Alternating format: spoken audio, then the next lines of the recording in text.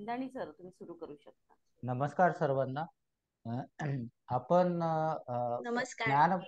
ज्ञानभाषा मराठी प्रतिष्ठानतर्फे आपण नवदुर्गा माळ स्त्री सामर्थ्याची अ, वेगवेगळ्या क्षेत्रामध्ये ज्या यशस्वी स्त्रिया आहेत त्यांच्याबद्दल आपण जाणून घेत आहोत.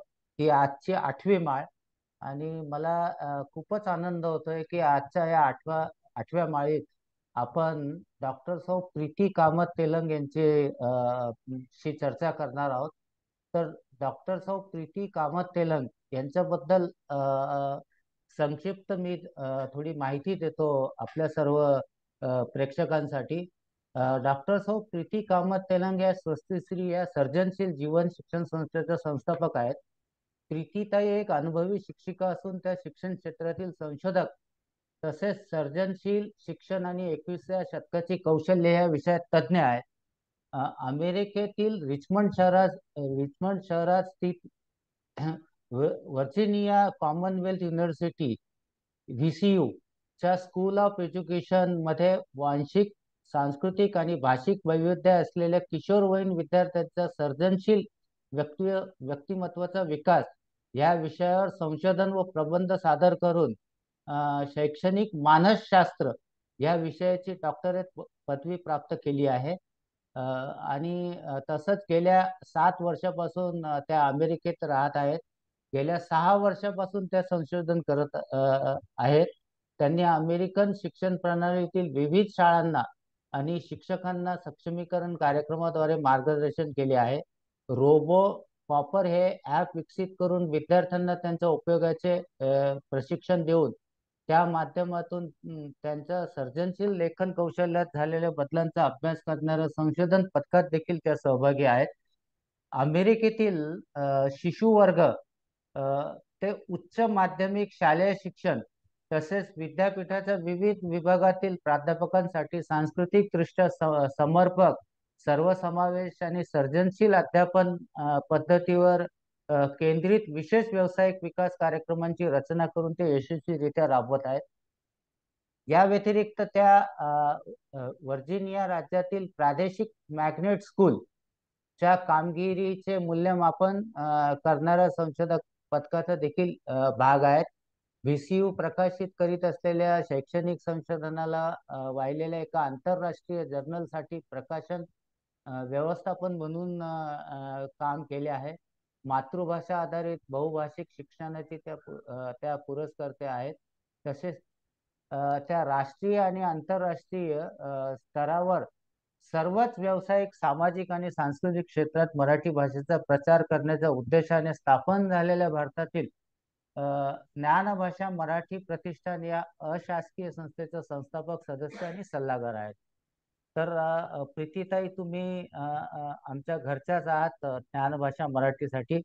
अगदी. ग्रेटर ग्रेटर रिचमंड मराठी मंडळ या स्वयंसेवी संस्थेच्या कार्यकारिणीवर सांस्कृतिक संचालक स्वयंसेविका असून त्या सहकाऱ्यांसोबत ग्रेटर रिचमंड मराठी शाळेचे समन्वयक या नात्याने देखील अनेक नाविन्यपूर्ण उपक्रम राबवित असतात.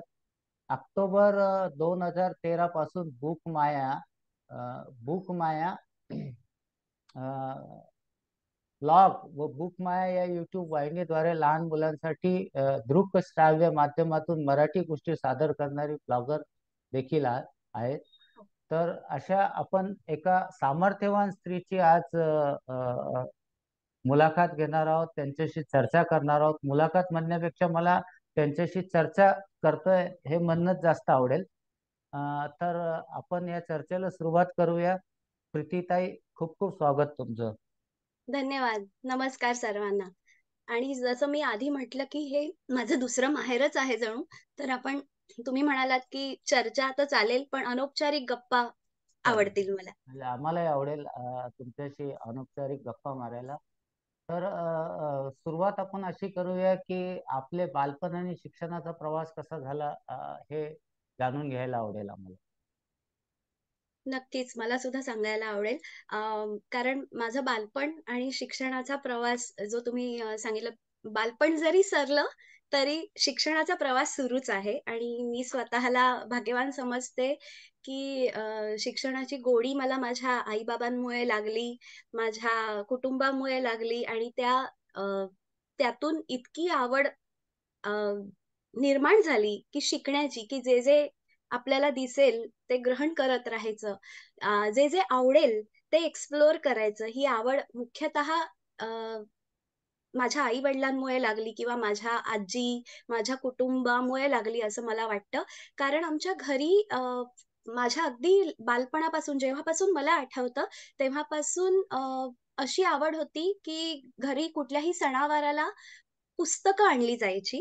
म्हणजे कुठलीही इतर भेट किंवा आपण नवीन वस्तू घेतोच, पण पुस्तकं आणली जायची आणि त्या पुस्तकांचा गंध किंवा जो नवीन पुस्तकांचा वास असतो, तो घ्यायला मला खूप आवडायचं. म्हणजे जरी अ, वाचता आलं नाही, तरी तो नवीन पुस्तकांचा जो गंध असतो, तो खूप आवडायचा आणि समोरासमोर असं बसलेलं बघितलंय मी, की रोज माझी आजी म्हणा किंवा माझे आई-बाबा घरातले सगळेच जण एकतर वृत्तपत्र वाचत असायचे, रोजचंच जे आपलं असतं किंवा पुस्तकं वाचत असायचे त्यांच्या फावल्या वेळामध्ये अर्थात.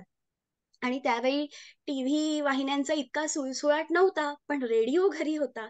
तर रेडिओने आणि अ, त्यातही मुंबई आकाशवाणी ह्या माध्यमांनी आणि पुस्तकांनी आम्हाला खूप समृद्ध केलं असं मी म्हणीन.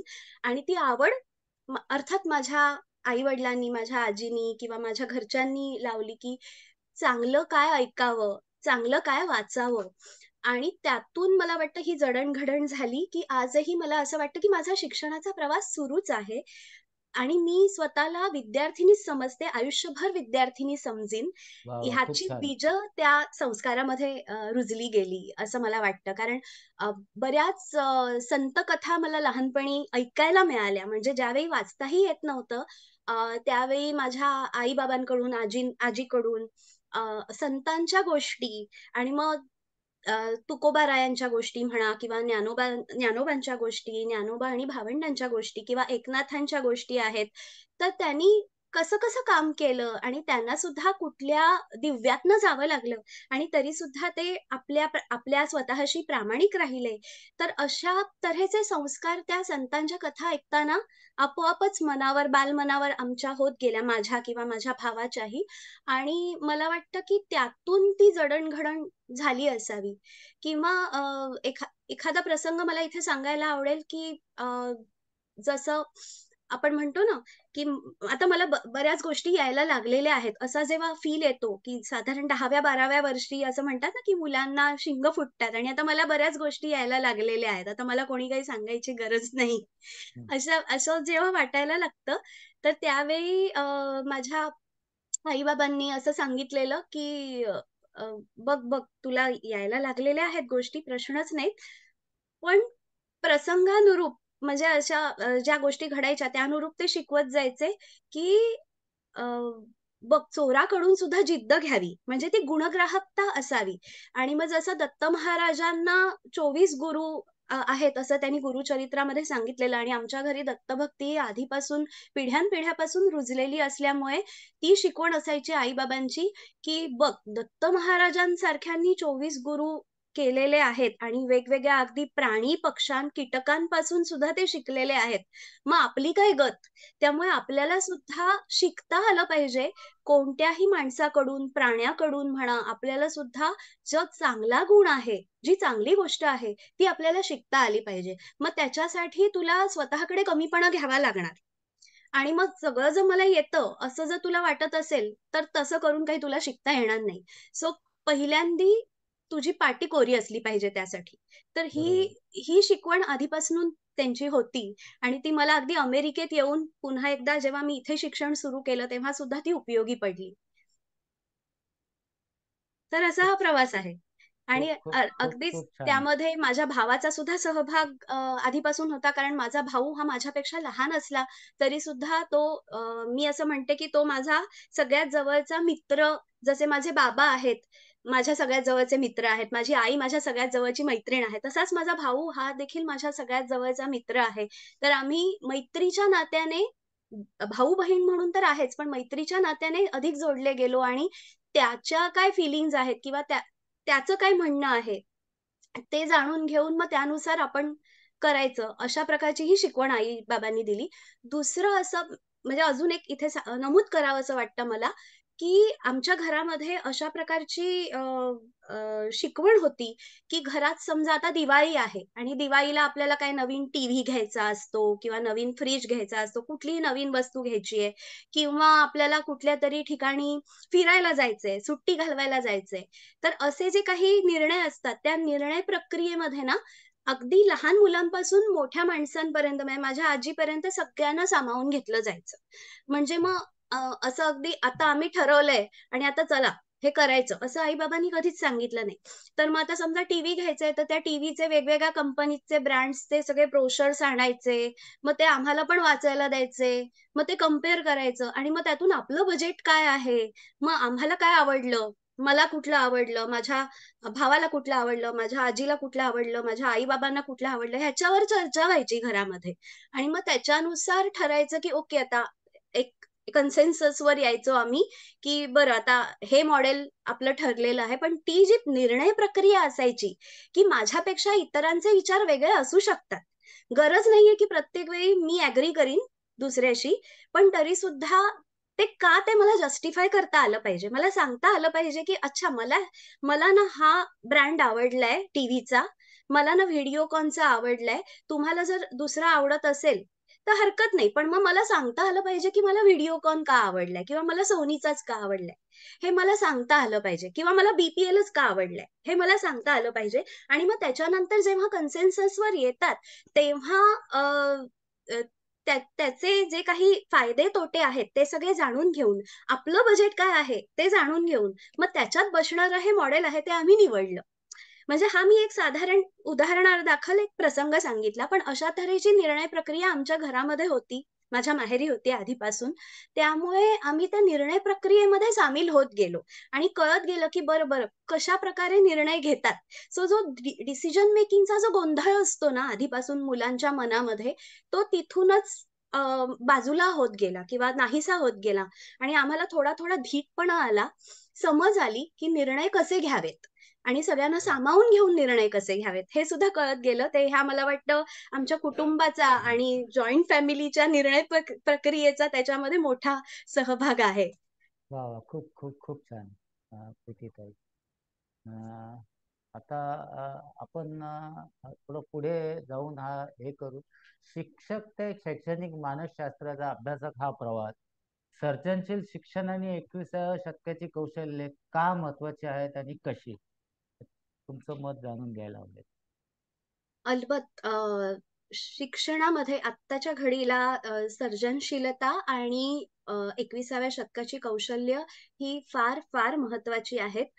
त्याबद्दल मी बोलीनच, पण तुमचा जो आधीचा प्रश्न होता, की शिक्षकापासून मानस शैक्षणिक मानसशास्त्राचे अभ्यासक इथपर्यंतचा प्रवास, त्याच्याबद्दल थोडक्यात सांगायला आवडेल मला, की मी जेव्हा शिक्षिका अ, होते, म्हणजे अजूनही आहे, जेव्हा मी शिकवत असते, तर त्या रोलमध्ये जेव्हा मी स्वतःला पहिल्यांदा बघितलं, तेव्हा माझा प्रवास इतका सरळसोट झाला नाही विद्यार्थिनी ते शिक्षिका, की बी-एड केलं, एम-एड केलं आणि आता शिकवायला लागली. अशा तऱ्हेचा तो प्रवास नक्कीच नव्हता. मी प्रोफेशनली मला बिझनेस मॅनेजमेंट ह्या विषयामध्ये जास्त रस होता. तो माझा एक्सपर्टीज होता. कारण मी एम-बी-ए केलेलं आहे. आणि एम-बी-ए केल्यानंतर जे एम-बी-एची जी बिझनेस स्कूल्स असतात, महाविद्यालयं असतात किंवा माझं जे बिझनेस मॅनेजमेंट आहे ते फायनान्स ह्या स्पेशलायझेशनमधनं असल्यामुळे त्याच्याशी संबंधित जे कोर्सेस असतात, ते शिकवण्यासाठी म्हणून वेगवेगळ्या महाविद्यालयांकडनं मला बोलावलं जायचं किंवा जे आय-सी-एस-आय त्यानंतर आय-सी-आय आय-सी-ए-आय जे आपले कंपनी सेक्रेटरीज आणि सी-एचे इन्स्टिट्यूट आहेत इंडियातले. तर हं. त्यांचे जे वेगवेगळे कोर्सेस असतात, जे ऑनलाईन स्वरूपाचे असतात किंवा प्रोफेशनल डेव्हलपमेंटचे कोर्सेस असतात, तेही शिकवण्याचा मोका मला मिळालेला आहे. ती संधीसुद्धा मला मिळालेली आहे भारतामध्ये असताना. अ, याचं अजून एक कारण असं, की एम-बी-एच्या नंतर काही वर्षांचा बँकिंग क्षेत्रातला एक्सपिरियन्स सुद्धा माझ्याकडे असल्यामुळे आणि त्या बँकिंग क्षेत्रामधल्या माझ्या कारकिर्दीमध्ये मी अगदी क्रेडिट मॅनेजमेंट किंवा क्रेडिट असेसमेंट जी असते, त्याच्याबाबत माझं काम असल्यामुळे तो अनुभव तेव्हा गाठीशी होता आणि त्यानुसार इतर माझी जी काही ट्रेनिंग सुरू झाली किंवा प्रशिक्षण देणं हे सुरू झालं, ते त्या बँकिंग क्षेत्रापासून सुरू झालं, की माझ्या बँकेबरोबर इतर बँकांनी सुद्धा तुम्ही आमच्याकडे याल का प्रशिक्षण द्यायला? अशी ती सुरुवात झाली आणि मग हळू इतर महाविद्यालयांमध्ये किंवा आय-सी-एस-आय साठी जे मी कोर्सेस दिले, त्याची सुरुवात झाली. तर तेव्हा भारतामध्ये असताना अर्थातच क्लासरूम जे टीचिंग असतं, त्याला जास्त वाव होता. पण आय-सी-एस-आयचे जेव्हा मी कोर्सेस द्यायला लागले, तिथपासून माझी ऑनलाईन टीचिंगची सुरुवात झाली आणि मी जेव्हा लग्न करून अमेरिकेत आले, सो माझा अमेरिकेतला प्रवास हा लग्न करून मी इथे आले तेव्हा सुरू झाला. तेव्हा माझ्या स्टुडंट्सचा प्रतिसाद इतका चांगला होता, की आय-सी-एस-आयचे जे कोर्सेस मी शिकवत होते त्यावेळेस बिझनेस मॅनेजमेंटचे आणि फायनान्शियल मॅनेजमेंटचे, त्यासाठी त्यांनी अक्षरशः मला सांगितलं, की तुम्ही ओव्हरसीज फॅकल्टी म्हणून शिकवत राहा. कारण विद्यार्थ्यांचा जो कल आहे, प्रतिसाद आहे तो इतका चांगला आहे, की तुम्हाला त्यांची नस सापडलेली आहे. तर आम्हाला आवडेल, की तुम्ही अमेरिकेतून सुद्धा जर तुमचं ओव्हरसीज फॅकल्टी म्हणून कंटिन्यू केलत तर. आणि माझं भाग्य असं, की मला ही संधी मिळाली. कारण या संधीचा उपयोग करूनच मी खऱ्या अर्थाने ऑनलाईन टीचिंग काय असतं हे शिकले. ही गोष्ट 2013 ची. म्हणजे 2013 मध्ये मी ऑनलाईन टीचिंग हे काय असतं हे जाणून घेण्यासाठी म्हणून अ, एक युनिव्हर्सिटीचा ग्रॅज्युएट सर्टिफिकेट कोर्स होता त्यावेळी, तो जॉइन केला. कारण ऑनलाईन टीचिंग त्यावेळी फारच नवीन होतं आणि जसं आपण वर्गात जाऊन शिकवतो, तसं ऑनलाईन टीचिंग नाही होत, हे आता आपल्याला कळलेलं आहे. कोव्हिडच्या नंतर आता आपल्याला कळलेलं आहे, की बाबा ऑनलाईन टीचिंग हे फार वेगळं असतं. पण 2013 मध्ये आम्हा कोणालाच ह्याची जास्त कल्पना नव्हती. त्यामुळे जेव्हा मी माझ्या नवऱ्याला सांगितलं, की असं-असं ऑनलाईन टीचिंग मी करते आणि तेव्हा माझ्या नवऱ्याने नकुलनेच सुचवलं, की तो ज्या युनिव्हर्सिटीमध्ये पोस्ट डॉक्टरल फेलोशिप त्याला मिळालेली होती आणि तो तिकडे संशोधन करत होता. तेव्हा त्यानीच सुचवलं, की आमच्या युनिव्हर्सिटीमध्ये अशा प्रकारचा कोर्स आहे ऑनलाईन टीचिंगचा, तो तू करू शकतेस. त्याच्यावरनं तुला जास्त माहिती मिळेल. तर मी तो कोर्स जॉइन केला आणि त्याचा मला फायदा असा झाला, की मला ऑनलाईन टीचिंगचे जे काही बारकावे असतात, ते तिथून जाणून घेता आले आणि त्याच बरोबरीने शैक्षणिक मानसशास्त्र नावाचा एक विषय असतो आणि शिक्षण क्षेत्रामध्ये सुद्धा संशोधन होतं. ह्याची जाणीव मला झाली. ती तिथे झाली. आधी मला एवढं माहिती होतं, की शिक्षणशास्त्र म्हणून असतं आणि त्याचेही आपल्याकडे कोर्सेस असतात, हे माहिती होतं. पण ह्याच्यावर संशोधन होतं आणि त्या संशोधनाचा उपयोग करून घेता येतो शिकवताना, हे मला त्या कोर्समधनं कळलं. सो त्या कोर्सचा जो काही फायदा मला जसा झाला, तसा माझ्या संस्थेला सुद्धा व्हावा, माझ्या विद्यार्थ्यांना सुद्धा व्हावा, अशी माझी इच्छा होती. कारण त्याचसाठी मी तो कोर्स केला होता. बरोबर? तर मी जसा मला कळत गेलं, की ऑनलाईन टीचिंग हे काय असतं, कसं असतं, त्यानुसार माझे जे काही इन्स्टिट्यूट चे कोर्सेस होते, त्याच्यामध्ये बदल करायला सुरुवात केली माझ्या वरिष्ठांच्या परवानगीने आणि त्यांना मी नवीन प्रारूप तयार करून दिलं. कारण त्यांनी मला विचारलं, की "अगं, तू ऑनलाईन टीचिंगचा कोर्स करतेस, तर तू आम्हाला ह्यामध्ये जे काही आवश्यक बदल आहेत, कारण आम्हाला माहिती नाहीये, की ऑनलाईन टीचिंग कसं असावं. तर तू पहिलीच अशी फॅकल्टी आहेस, जिने ह्याच्यावर कोर्स केलाय. तर तू बाकीच्यांना प्रशिक्षण देशील का?" तर मी म्हटलं, "हरकत नाही. मी ज्यांना हवं त्यांना प्रशिक्षण सुद्धा दिलेलं आहे आणि माझ्या इतर सहकाऱ्यांना ऑनलाईन टीचिंग कसं करावं, त्याच्यामध्ये सुधारणा कशी करावी, जेणेकरून विद्यार्थ्यांपर्यंत ते जास्त उत्तमरित्या पोहोचेल, विद्यार्थ्यांना जास्त उत्तमरित्या समजेल, अशा प्रकारे ऑनलाईन टीचिंग कसं करावं, यासाठी पूर्ण माझ्या संस्थेला त्या कोर्सेसचं प्रारूप बदलून दिलं. आराखडा एक नवीन प्रकारे तयार केला. त्याच्यामध्ये विद्यार्थ्यांसाठी डिस्कशन फोरम्स आम्ही सुरू केले. त्याच्या बरोबरीने विद्यार्थ्यांसाठी मास्टरी बेस्ड असाइनमेंट सुरू केले, की जेणेकरून त्यांना स्वतःची जी प्रगती आहे ती ट्रॅक करता येईल, मॉनिटर करता येईल अशा रीतीने. आणि मग सगळा ढाचाच बदलला आणि विद्यार्थ्यांचा अगदी उदंड प्रतिसाद त्याला आला, की "अरे च्या आम्हाला आधी जे मिळत नव्हतं ते यातून मिळतंय." सो मला हे कळलं, की अच्छा शिक्षण क्षेत्रातल्या संशोधनाचा मला फायदा होतोय. सो मग असा निर्णय घेतला, की आपणच हे संशोधन का करू नये? जर इतका फायदा होतो आणि माझ्या शिक्षक सहकाऱ्यांनी मला इतका छान प्रतिसाद दिला, की "प्रीती तुझ्यामुळे आम्हाला ह्या गोष्टी समजल्या, आधी माहीतच नव्हत्या." मग तेव्हा माझ्या लक्षात आलं, की शैक्षणिक मानसशास्त्र हा अशा प्रकारचा विषय आहे, की ज्याच्यामध्ये संशोधन होत असतं. जशी न्यूरो सायन्सेसमध्ये ॲडव्हान्समेंट होत असते, इतर सायन्सेसमध्ये ॲडव्हान्समेंट होत असते आणि संशोधन होत असतं, तसंच एज्युकेशनल सायकॉलॉजी म्हणजे शैक्षणिक मानसशास्त्र ह्या विषयात सुद्धा संशोधन होत असतं आणि त्या संशोधनाला अ, आपण का सुरुवात करू नये? अशा रीतीने तो इंटरेस्ट निर्माण झाला मनामध्ये आणि मग मी माझ्या ॲडवायझर डॉक्टर शेरन झुमरून यांना जाऊन भेटले आणि त्यांना सांगितलं, की मला अ, रस आहे, की असा मला संशोधनामध्ये भाग घेता येईल काय? तर त्यांनी मला पहिल्यांदी माझा बायोडेटा वगैरे बघून म्हटलं, की "अगं, तुझं काही शिक्षण बी-एड आणि एम-एड झालेलं नाहीये. तुझं तर एम-बी-ए केलंयस तू. हं. तर कसं काय करणार?" पण त्यांनी माझा जो बायोडेटा होता त्याच्यामध्ये माझे अ, शिकवलेले मी कोर्सेस होते. इतक्या वर्षांचा माझा शिकवण्याचा अनुभव आहे महाविद्यालयांमध्ये, तो पाहिला आणि मग त्या म्हणाल्या, की "हरकत नाही, आपण एक करू शकतो. तू 1 वर्ष व्हॉलंटियर म्हणून राहा माझ्याबरोबर. म्हणजे तू स्वयंसेवी वृत्तीने स्वयं काम कर आणि त्याच्यानंतर आपण ठरवूया, की तुला जमेल की नाही संशोधन." तर मी ओके. म्हटलं हरकत नाही आणि त्यावेळी ती रिस्क होती, की अरे बापरे! व्हॉलंटियर म्हणून राहायचंय. बरं ठीक आहे. म्हणून मी जॉइन झाले त्यांच्या ग्रुपला आणि त्यांनी मला इतकं अप्रिशिएट केलं, इतकं प्रोत्साहन दिलं, इतकं उत्तेजन दिलं, कौतुक केलं, की 1 वर्ष संपायच्या आतच म्हणजे 6 महिने झालेले आणि त्यांनी मला सांगितलं, "प्रीती, नाही तू मला हवीस संशोधनात. तू करच, अर्ज कर, ॲप्लिकेशन कर आणि तू माझ्या ग्रुपमध्ये ये. तू माझ्या लॅबमध्ये मला हवीस संशोधक म्हणून." अगदी ठरलं.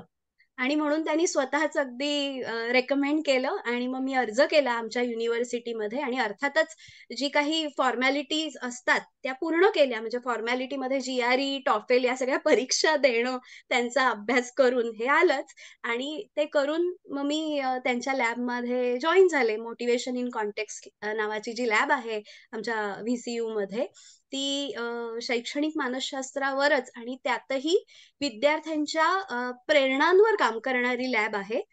डॉक्टर शेरन झुमरन यांची आणि त्यांच्या हाताखाली मी काम केलेलं आहे. त्याच्याबद्दल आपण पुढे बोलूयाच.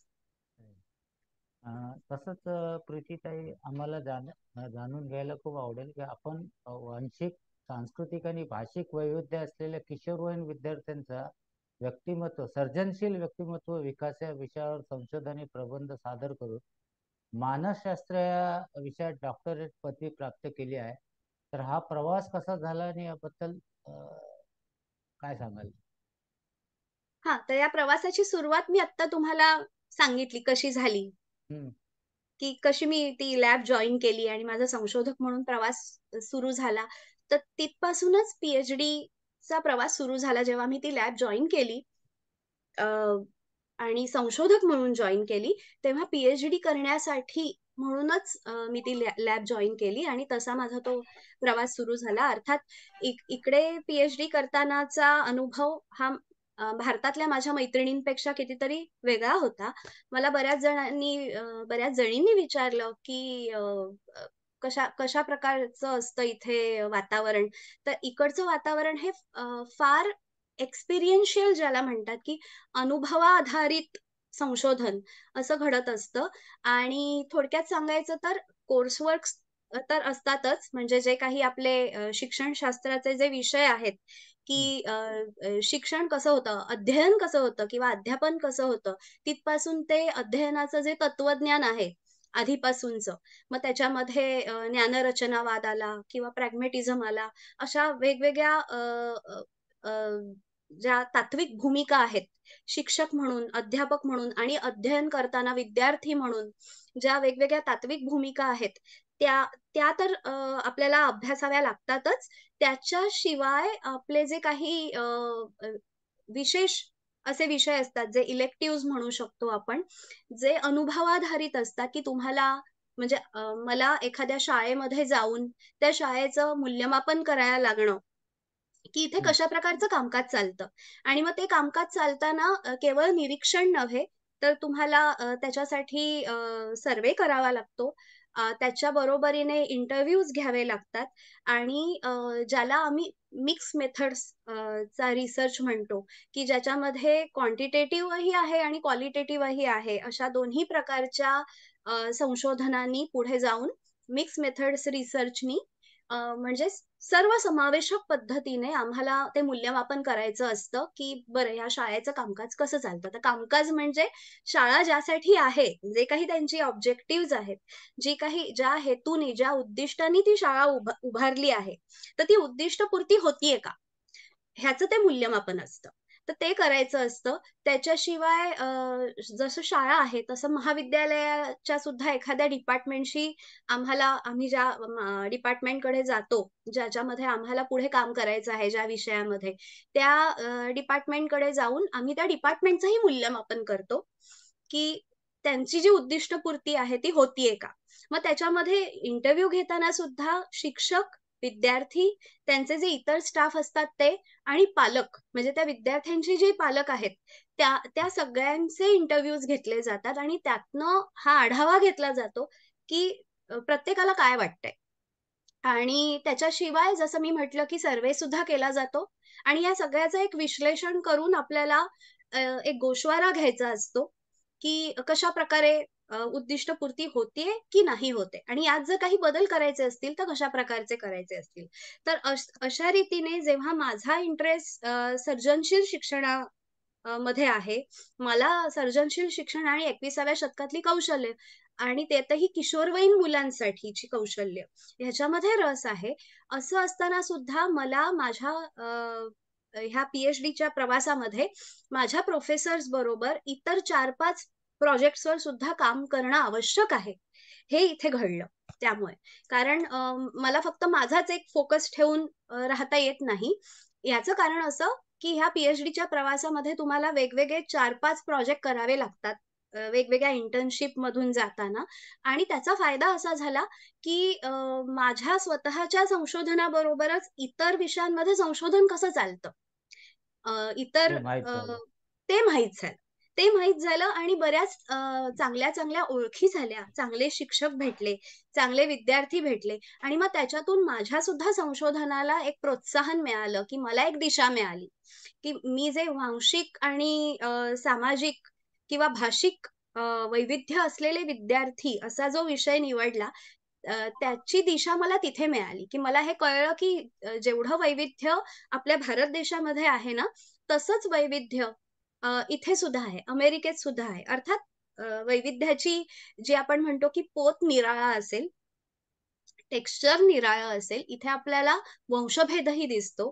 म्हणजे आहेच. म्हणजे आपण नाही म्हणूच शकत नाही, की वेगवेगळ्या वर्णाची लोकं इथे आहेत, वेगवेगळ्या वंशाची आहेत, वेगवेगळ्या देशांमधनं इथे स्थायिक होऊ घातलेली, आलेली लोकं आहेत. तर त्याच्यामुळे आपल्याला वर्णभेद, वंशभेद, भाषिक भेद म्हणजे भेदभाव म्हणत नाही मी. पण भाषा वेगवेगळ्या आहेत. भाषिक वैविध्य आहे. वांशिक वैविध्य आहे आणि त्यानुसार आलेलं सांस्कृतिक वैविध्य आहे. तर त्या सांस्कृतिक वैविध्य असलेल्या किशोरवयीन मुलांचं शिक्षण, अध्ययन हे अर्थात वेगळं असतं.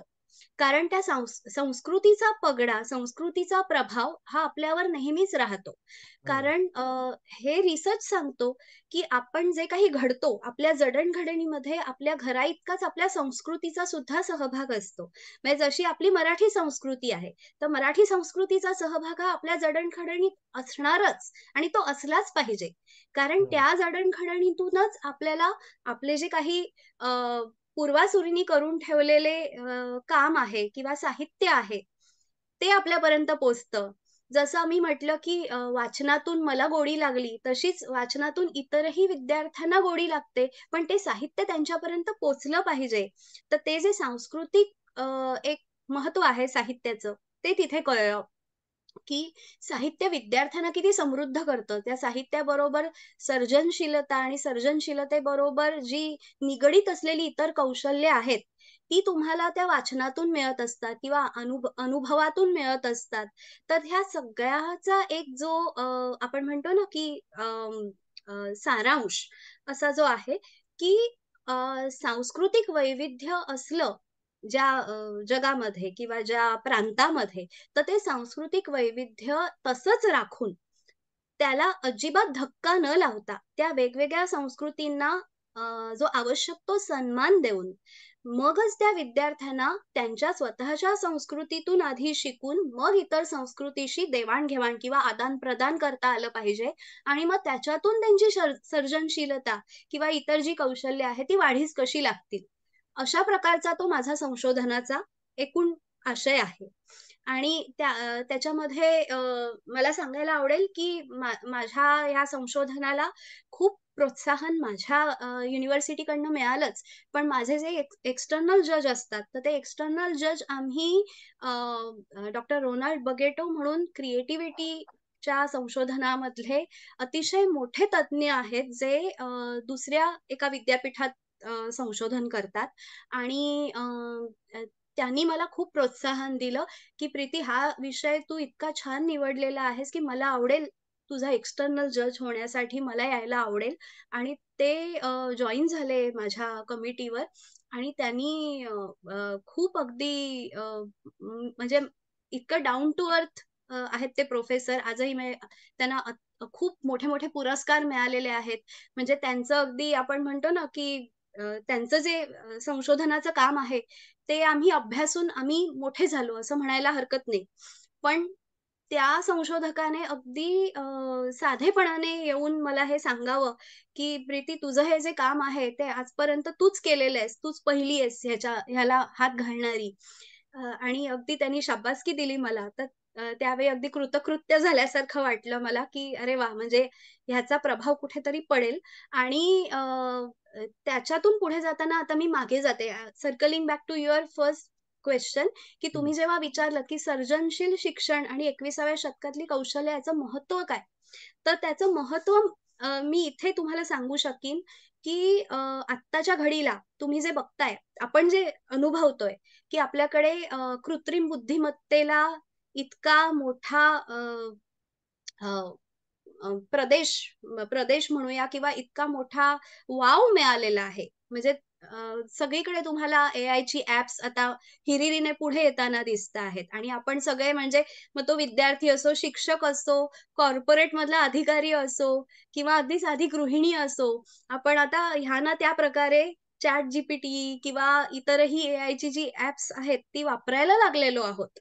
बरोबर? हं. तर कृत्रिम बुद्धिमत्तेच्या ह्या अगदी अ, उभरत्या काळामध्ये आपल्या मानवजातीतली म्हणजे आपली जी काही माणूस म्हणून असलेली जी काही कौशल्य आहेत 21व्या शतकामध्ये, ती जास्त महत्त्वाची ठरतात, की आपल्याला पुढे जाऊन जसं आपण शाळेत असताना निबंध लिहायचो ना, की विज्ञान, तंत्रज्ञान शाप की वरदान आणि हं. त्याच्या शेवटी आपण तात्पर्यापर्यंत येऊन पोहोचायचो. तात्पर्य मला वाटतं समसमानच असायचं प्रत्येकाचं, की विज्ञान आणि तंत्रज्ञान हे उपकारकच आहे, उपयुक्तच आहे. पण जेवढं आपण त्याच्यावर नियंत्रण ठेवू, आपण जेवढं ते नियंत्रित करू आणि आपण ते कुठल्या हेतूने वापरू, त्यानुसार त्याची उपयोगिता ठरते. इथपर्यंत आपण बरोबर ना? असंच हां. तात्पर्य असायचं ना प्रत्येकाचं. अगदी, अगदी. अगदी तसंच या कृत्रिम बुद्धिमत्तेच्या बाबतीतही आहे. तर ही कृत्रिम बुद्धिमत्ता आणि त्याच्या अनुषंगाने मिळणारे जे आपल्याला फायदे आहेत, ते तेव्हाच मिळतील, जेव्हा आपण ती नियंत्रित करू शकू. आणि ती नियंत्रित करण्यासाठी आधी आपल्याला स्वतःवरची अ, जी आपली स्वतःची जी कौशल्य आहेत, ती आपल्याला वाढवावी लागतील. स्वनियंत्रण वाढवावं लागेल आणि आपली स्वतःची सर्जनशीलता अशी वाढती ठेवावी लागेल. कारण आता काय आहे, जर तुम्ही बघितलत तर ह्या एआयच्याच माध्यमातून नवीन-नवीन जॉब्स निर्माण होतायत. पण त्याच वेळेस 50% हून अधिक जे काही जॉब्स आहेत आत्ताचे, ते उद्या नामशेष होणार आहेत. हे आत्ताचा रिसर्चच सांगतो. म्हणजे तुम्ही बरोबर. कुठल्याही पेपरमध्ये हे वाचू शकता. मी वेगळं काही नवीन सांगतेय असं नव्हे. पण जेव्हा आपल्याला माहिती आहे, की एवढे 50% आत्ताचे जे काही जॉब्स आहेत, ते नामशेष होणार आहेत आणि नव्याने काही जॉब्स निर्माण होणार आहेत. तर त्याच्यासाठी म्हणून आपली काय तयारी आहे? आपले हे जे विद्यार्थी आज शाळेत शिकत आहेत किंवा आज महाविद्यालयात शिकत आहेत, ते केवळ कोडिंग शिकून भागणार आहे का त्यांना? किंवा त्यांना फक्त तुम्ही कॉम्प्युटर शिकवून भागणार आहे का त्यांना? तर तसं नाही. त्यामागची जी त्यांची एक मनोभूमिका आहे, त्यांची जी मानसिकता आहे आणि त्यांची जी काही कौशल्य आहेत, सर्जनशीलतेची कौशल्य आहेत किंवा त्यांची जी काही अडॅप्टेबिलिटी आहे, त्यांची जी अ, मानसिक तयारी आहे आत्मसात करण्याची, नवीन आत्मसात करण्याची, ती वाढवता आली पाहिजे. त्याचा विकास केला पाहिजे. तर मग पुढे जाऊन ह्या कृत्रिम बुद्धिमत्ते वर ते स्वतःचं नियंत्रण ठेवू शकतील आणि ती कुठे उपकारक, कुठे उपयुक्त तिथेच वापरावी. जिथे निरुपयोगी किंवा जिथे त्याचा वापर करणं हे तोट्याचं आहे आपल्यासाठी, तिथे ते वापरणार नाही. याच्यासाठीची त्यांची जी कौशल्य आहेत, त्याचा विकास होणं गरजेचं आहे या शिक्षणाच्या माध्यमातून. सो पुस्तकी शिक्षण न राहता जीवनोपयोगी शिक्षण झालं पाहिजे, व्यावहारिक शिक्षण मिळालं पाहिजे, जेणेकरून ही सगळी कौशल्य वाढीस लागतील. ह्यासाठीचा अ, आमचा प्रयत्न आहे आणि त्या प्रयत्नातूनच माझ्या संशोधनावर आधारित आम्ही स्वस्तिश्री या जीवन शिक्षण सर्जनशील जीवन शिक्षण संस्थेची आम्ही पायाभरणी केली आणि स्थापना केली. हे मला सांगायला आवडेल. खूप खूप खूप छान प्रीतीताई, ही माहिती दिली याबद्दल. पुढे जाऊया आपण आणि तुम्ही ते रोबो कॉपर हे ॲप विकसित केलं, प्रशिक्षण रोबो देता कॉगर. त्या रोबो कॉपर कॉगर. रोबो कॉगर. हा सॉरी. COCAR सर तुमचा का? आवाज जरा मोठा येऊ दे. हा, तुम्ही जो रोबो कॉगर हे ॲप विकसित करून प्रशिक्षण देता याबद्दल सांगा आम्हाला. हे ॲप विकसित करण्यामागचं तुमचं प्रयोजन काय? हे ॲप उपयुक्त होईल असे तुम्हाला केव्हा वाटलं? लेखन कौशल्यात त्याचा बदल इत्यादीवर तुम्ही प्रकाश टाकला तर आम्हाला ऐकायला आवडेल. नक्कीच, नक्कीच. मला सांगायला आवडेल, की मी जेव्हा व्ही-सी-यूमध्ये मोटिव्हेशन इन कॉन्टेक्स्ट लॅब ची सदस्य म्हणून रुजू झाले आणि पी-एच-डीचा माझा प्रवास सुरू झाला. तर जेव्हा जसं मी म्हटलं, की मला माझ्या स्वतःच्या विषयाबरोबर माझ्या ॲडवायझरचे काही प्रोजेक्ट्स जे सुरू आहेत किंवा माझ्या इतर सहकाऱ्यांचे जे प्रोजेक्ट सुरू आहेत लॅबमध्ये, तिथे सुद्धा काम करण्याची आवश्यकता होती. माझ्या प्रोग्रामचाच तो भाग होता. पी-एच-डी प्रोग्रामचाच तो भाग होता. तर त्यामुळे माझ्या ॲडवायझर डॉक्टर शेरन झुमरून यांचा एक प्रोजेक्ट त्याच वेळेस सुरू होत होता.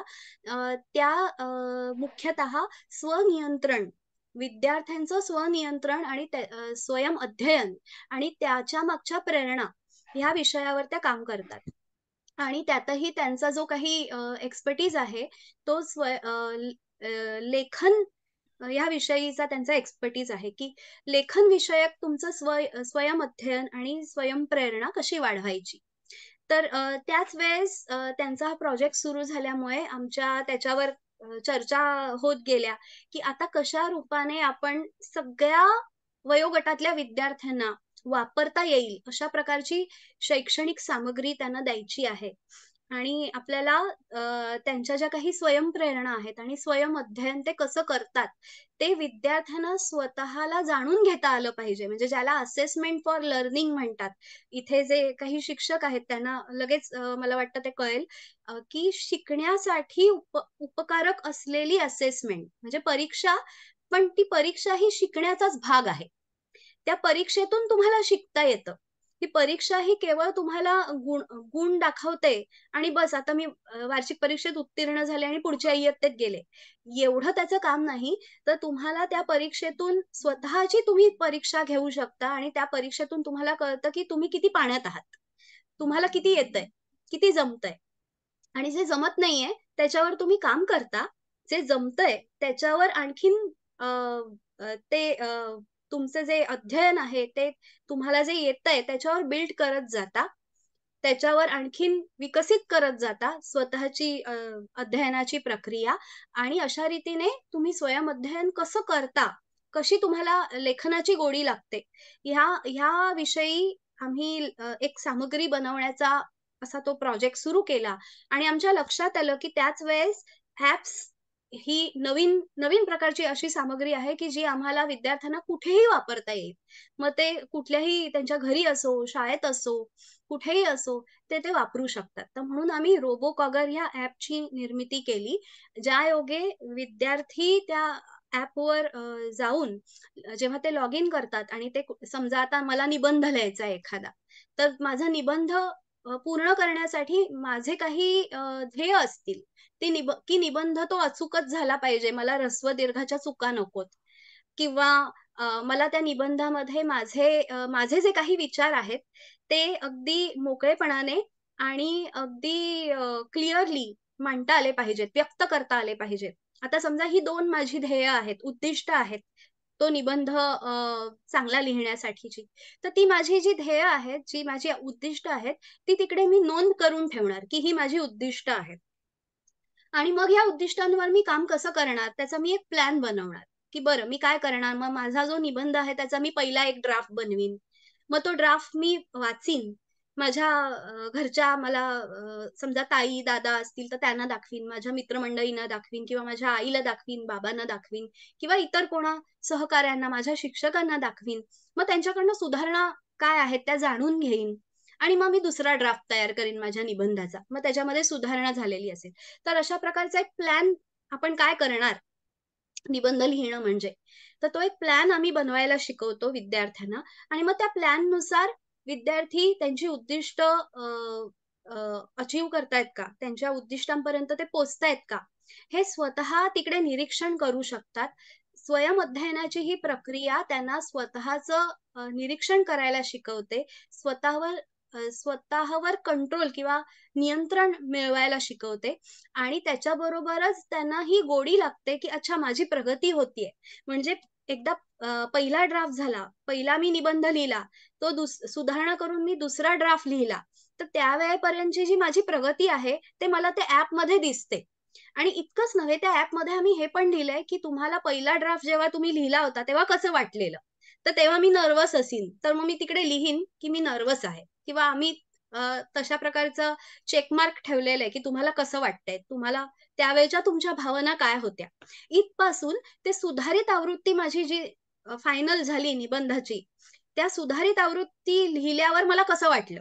तर आता मला फार समाधान वाटलं. कारण आता मी मोकळेपणी लिहू शकले. मला ज्या भावना, जे विचार व्यक्त करायचे होते, ते सगळे मला उतरवता आले माझ्या निबंधामध्ये. तर त्याचं मला समाधान आहे. माझ्या चुका कमी झाल्या.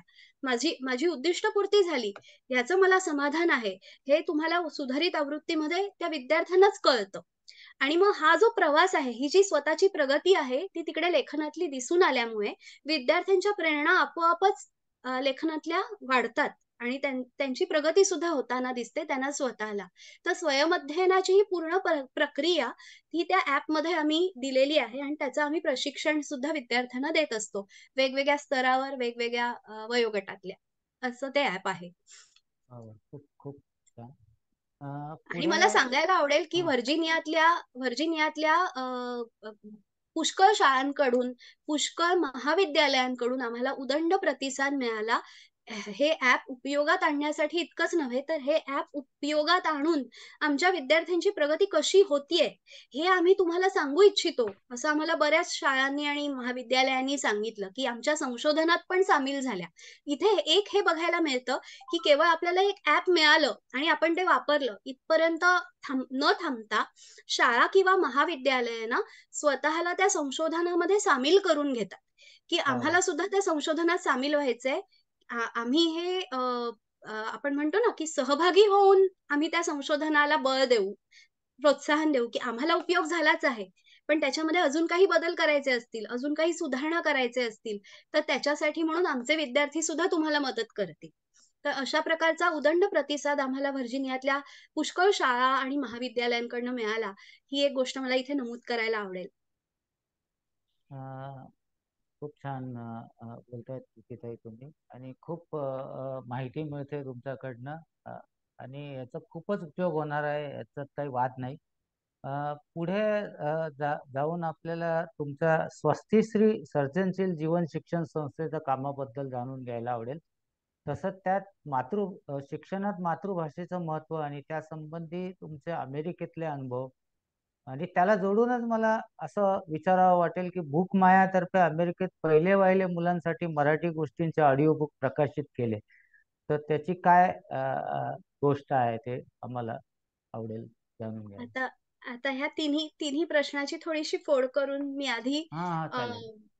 अ, कारण आपण हे अनौपचारिक गप्पा मारतोय, तर मी तिन्ही प्रश्नांची उत्तरं तुम्हाला देईन. पण त्याची थोडीशी फोड करून सांगते, की आपण मातृभाषेतून शिक्षणापासून सुरुवात करूया.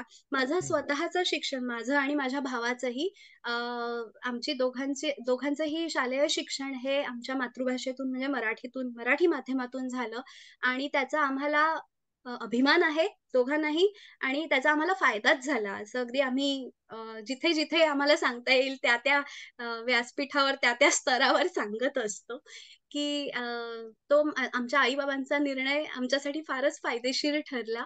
एकतर मातृभाषा मराठी असल्यामुळे आणि ती परिसर भाषा ही आमची असल्यामुळे घरात ती बोलली जायची आणि परिसरामध्ये ती बोलली जायची.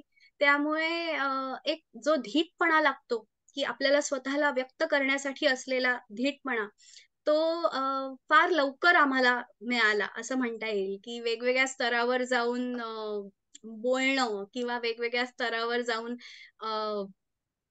अ, संवाद साधणं जे असतं. मग ते परिसरातले दुकानदार असो किंवा अगदी शाळेतली एखादी स्पर्धा असो, तर तिथे व्यक्त होण्यासाठीचा जो काही आत्मविश्वास लागतो, तो ह्या मातृभाषेतल्या शिक्षणाने दिला. अर्थातच आई-बाबांच्या संस्काराने दिलाच. पण त्या बरोबरीने ती बैठक जी आहे संवादासाठीची, ती पक्की झाली आमची.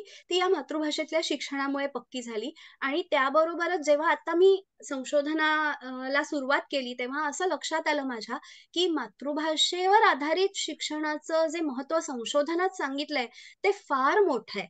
म्हणजे आपल्याला फक्त असं वाटत होतं, की म्हणजे मला स्वतःला असं वाटत होतं, की ओके, मला आत्मविश्वास दिला या शिक्षणाने. मी ह्या स्तरावर, त्या स्तरावर जाऊन लोकांना भेटू शकले, बोलू शकले, अ, व्यक्त होता आलं मला.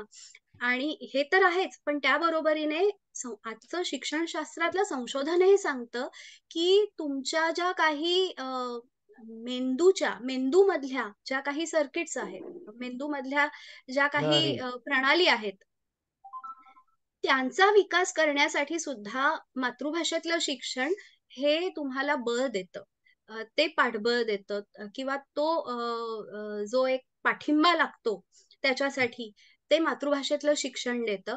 त्याच्या बरोबरीने जे काही आपण म्हणतो ना, की मुलांची एक अं, शारीरिक अ, विकासाबरोबरच जो मानसिक विकास व्हायला पाहिजे, मग त्याच्यामध्ये 8 प्रकारचे इंटेलिजन्सेस जे सांगितलेले आहेत डॉक्टर हॉवर्ड गार्डनर ह्यांनी जे बहुआयामी किंवा बहुरंगी बुद्धिमत्तेचा जो त्यांचा सिद्धांत आहे, जो आजही अभ्यासला जातो आणि आपल्याला वेगवेगळ्या क्षेत्रामध्ये तो बघायलाही मिळतो. तर त्या ज्या काही बुद्धिमत्ता आहेत, 8 प्रकारच्या बुद्धिमत्ता, त्या 8ही प्रकारच्या बुद्धिमत्तांचा विकास आपल्याला मातृभाषेच्या शिक्षणातून देता येतो, करता येतो. म्हणजे हा एक मोठा फायदा आहे. मग त्याच्यामध्ये तुमचा जो काही अत्यंत महत्त्वाचा असलेला आजच्या जगामध्ये अत्यंत महत्त्वाचा असलेला जो इमोशनल इंटेलिजन्स जो म्हणतात ना, की जो आपल्याला कॉर्पोरेट लेव्हलला आज बऱ्याच प्रशिक्षणांमध्ये तो वापरला जातो, की इमोशनल इंटेलिजन्स कसा वाढवावा. हं. पण हा जर बालपणापासून वाढवायचा असेल, तर त्यासाठी मातृभाषेतलं शिक्षण हे फारच आपल्याला उपयोगी ठरतं. कारण जसं मी मघाशी म्हटलं, की मातृभाषेतून शिक्षण घेताना आपण जे साहित्य अभ्यासतो, जे वाचतो किंवा जे गाणी असो, गोष्टी असो, कविता असो, जे पाठांतरच करायला पाहिजे असं नाही. पण ते वाचताना किंवा ते म्हणताना त्यातल्या अर्थ समजून घेताना, भावनांचे जे वेगवेगळे कंगोरे आपल्याला कळायला लागतात, त्या साहित्यातनं. कारण आपण मातृभाषेतनं आधीच आपल्या मेंदूचं प्रोग्रॅमिंग चालू झालेलं असतं, आपल्या जन्माच्या आधीपासून. त्यामुळे ते कंगोरे, ते बारकावे जे भावनांचे असतात, ते लक्षात घ्यायला आपल्याला सोपे जातात. आणि त्यामुळे जे भावनांचे कंगोरे आपण इतर भाषांमधनं समजू नाही शकत आपल्याला, पण आपल्या मातृभाषेतनं समजू शकतात. अशा प्रकारची एक प्रक्रिया मातृभाषेच्या योगाने आपल्या मेंदूमध्ये तयार होत असते. त्यामुळे दुसऱ्या भाषा शिकताना सुद्धा मातृभाषेतली आपली ही जी पक्की बैठक असते ना, तीच आपल्याला पाठबळ देत असते. पण बरोबर. केवळ भाषा शिकण्यापुरतीच नाही, तर जसं मी आधी म्हटलं, की बाकीचे सुद्धा इंटेलिजन्सेस विकसित करण्यासाठी मातृभाषा आपल्याला सपोर्ट करत असते किंवा आपल्याला मदत देत असते. जसं आता मी एक उदाहरण दिलं इमोशनल इंटेलिजन्सचं, तसंच बाकीच्या इंटेलिजन्सच्या बाबतीत सुद्धा आहे. त्यामुळे मातृभाषेतलं शिक्षण हे फार महत्त्वाचं आहे, हे माझ्या लक्षात आलं संशोधन करण्याच्या वेळेस. आणि त्याला जोडून मी असं म्हणेन, की बुकमायाची जेव्हा सुरुवात झाली, ती माझ्या संशोधनाच्या आधी झालेली आहे. संशोधन सुरू होण्याच्या आधी बुकमायाची सुरुवात झाली. ती अशा प्रकारे झाली, की मी भारतात असताना वेगवेगळ्या कार्यक्रमामध्ये निवेदन करायचे आणि निवेदन करताना मला गोष्टी खूप आवडतात. त्यामुळे मी असे किस्से सांगायचे. मला गप्पा मारायला खूप आवडतात. त्यामुळे निवेदनामध्ये अशा गोष्टी सांगितल्या जायच्या.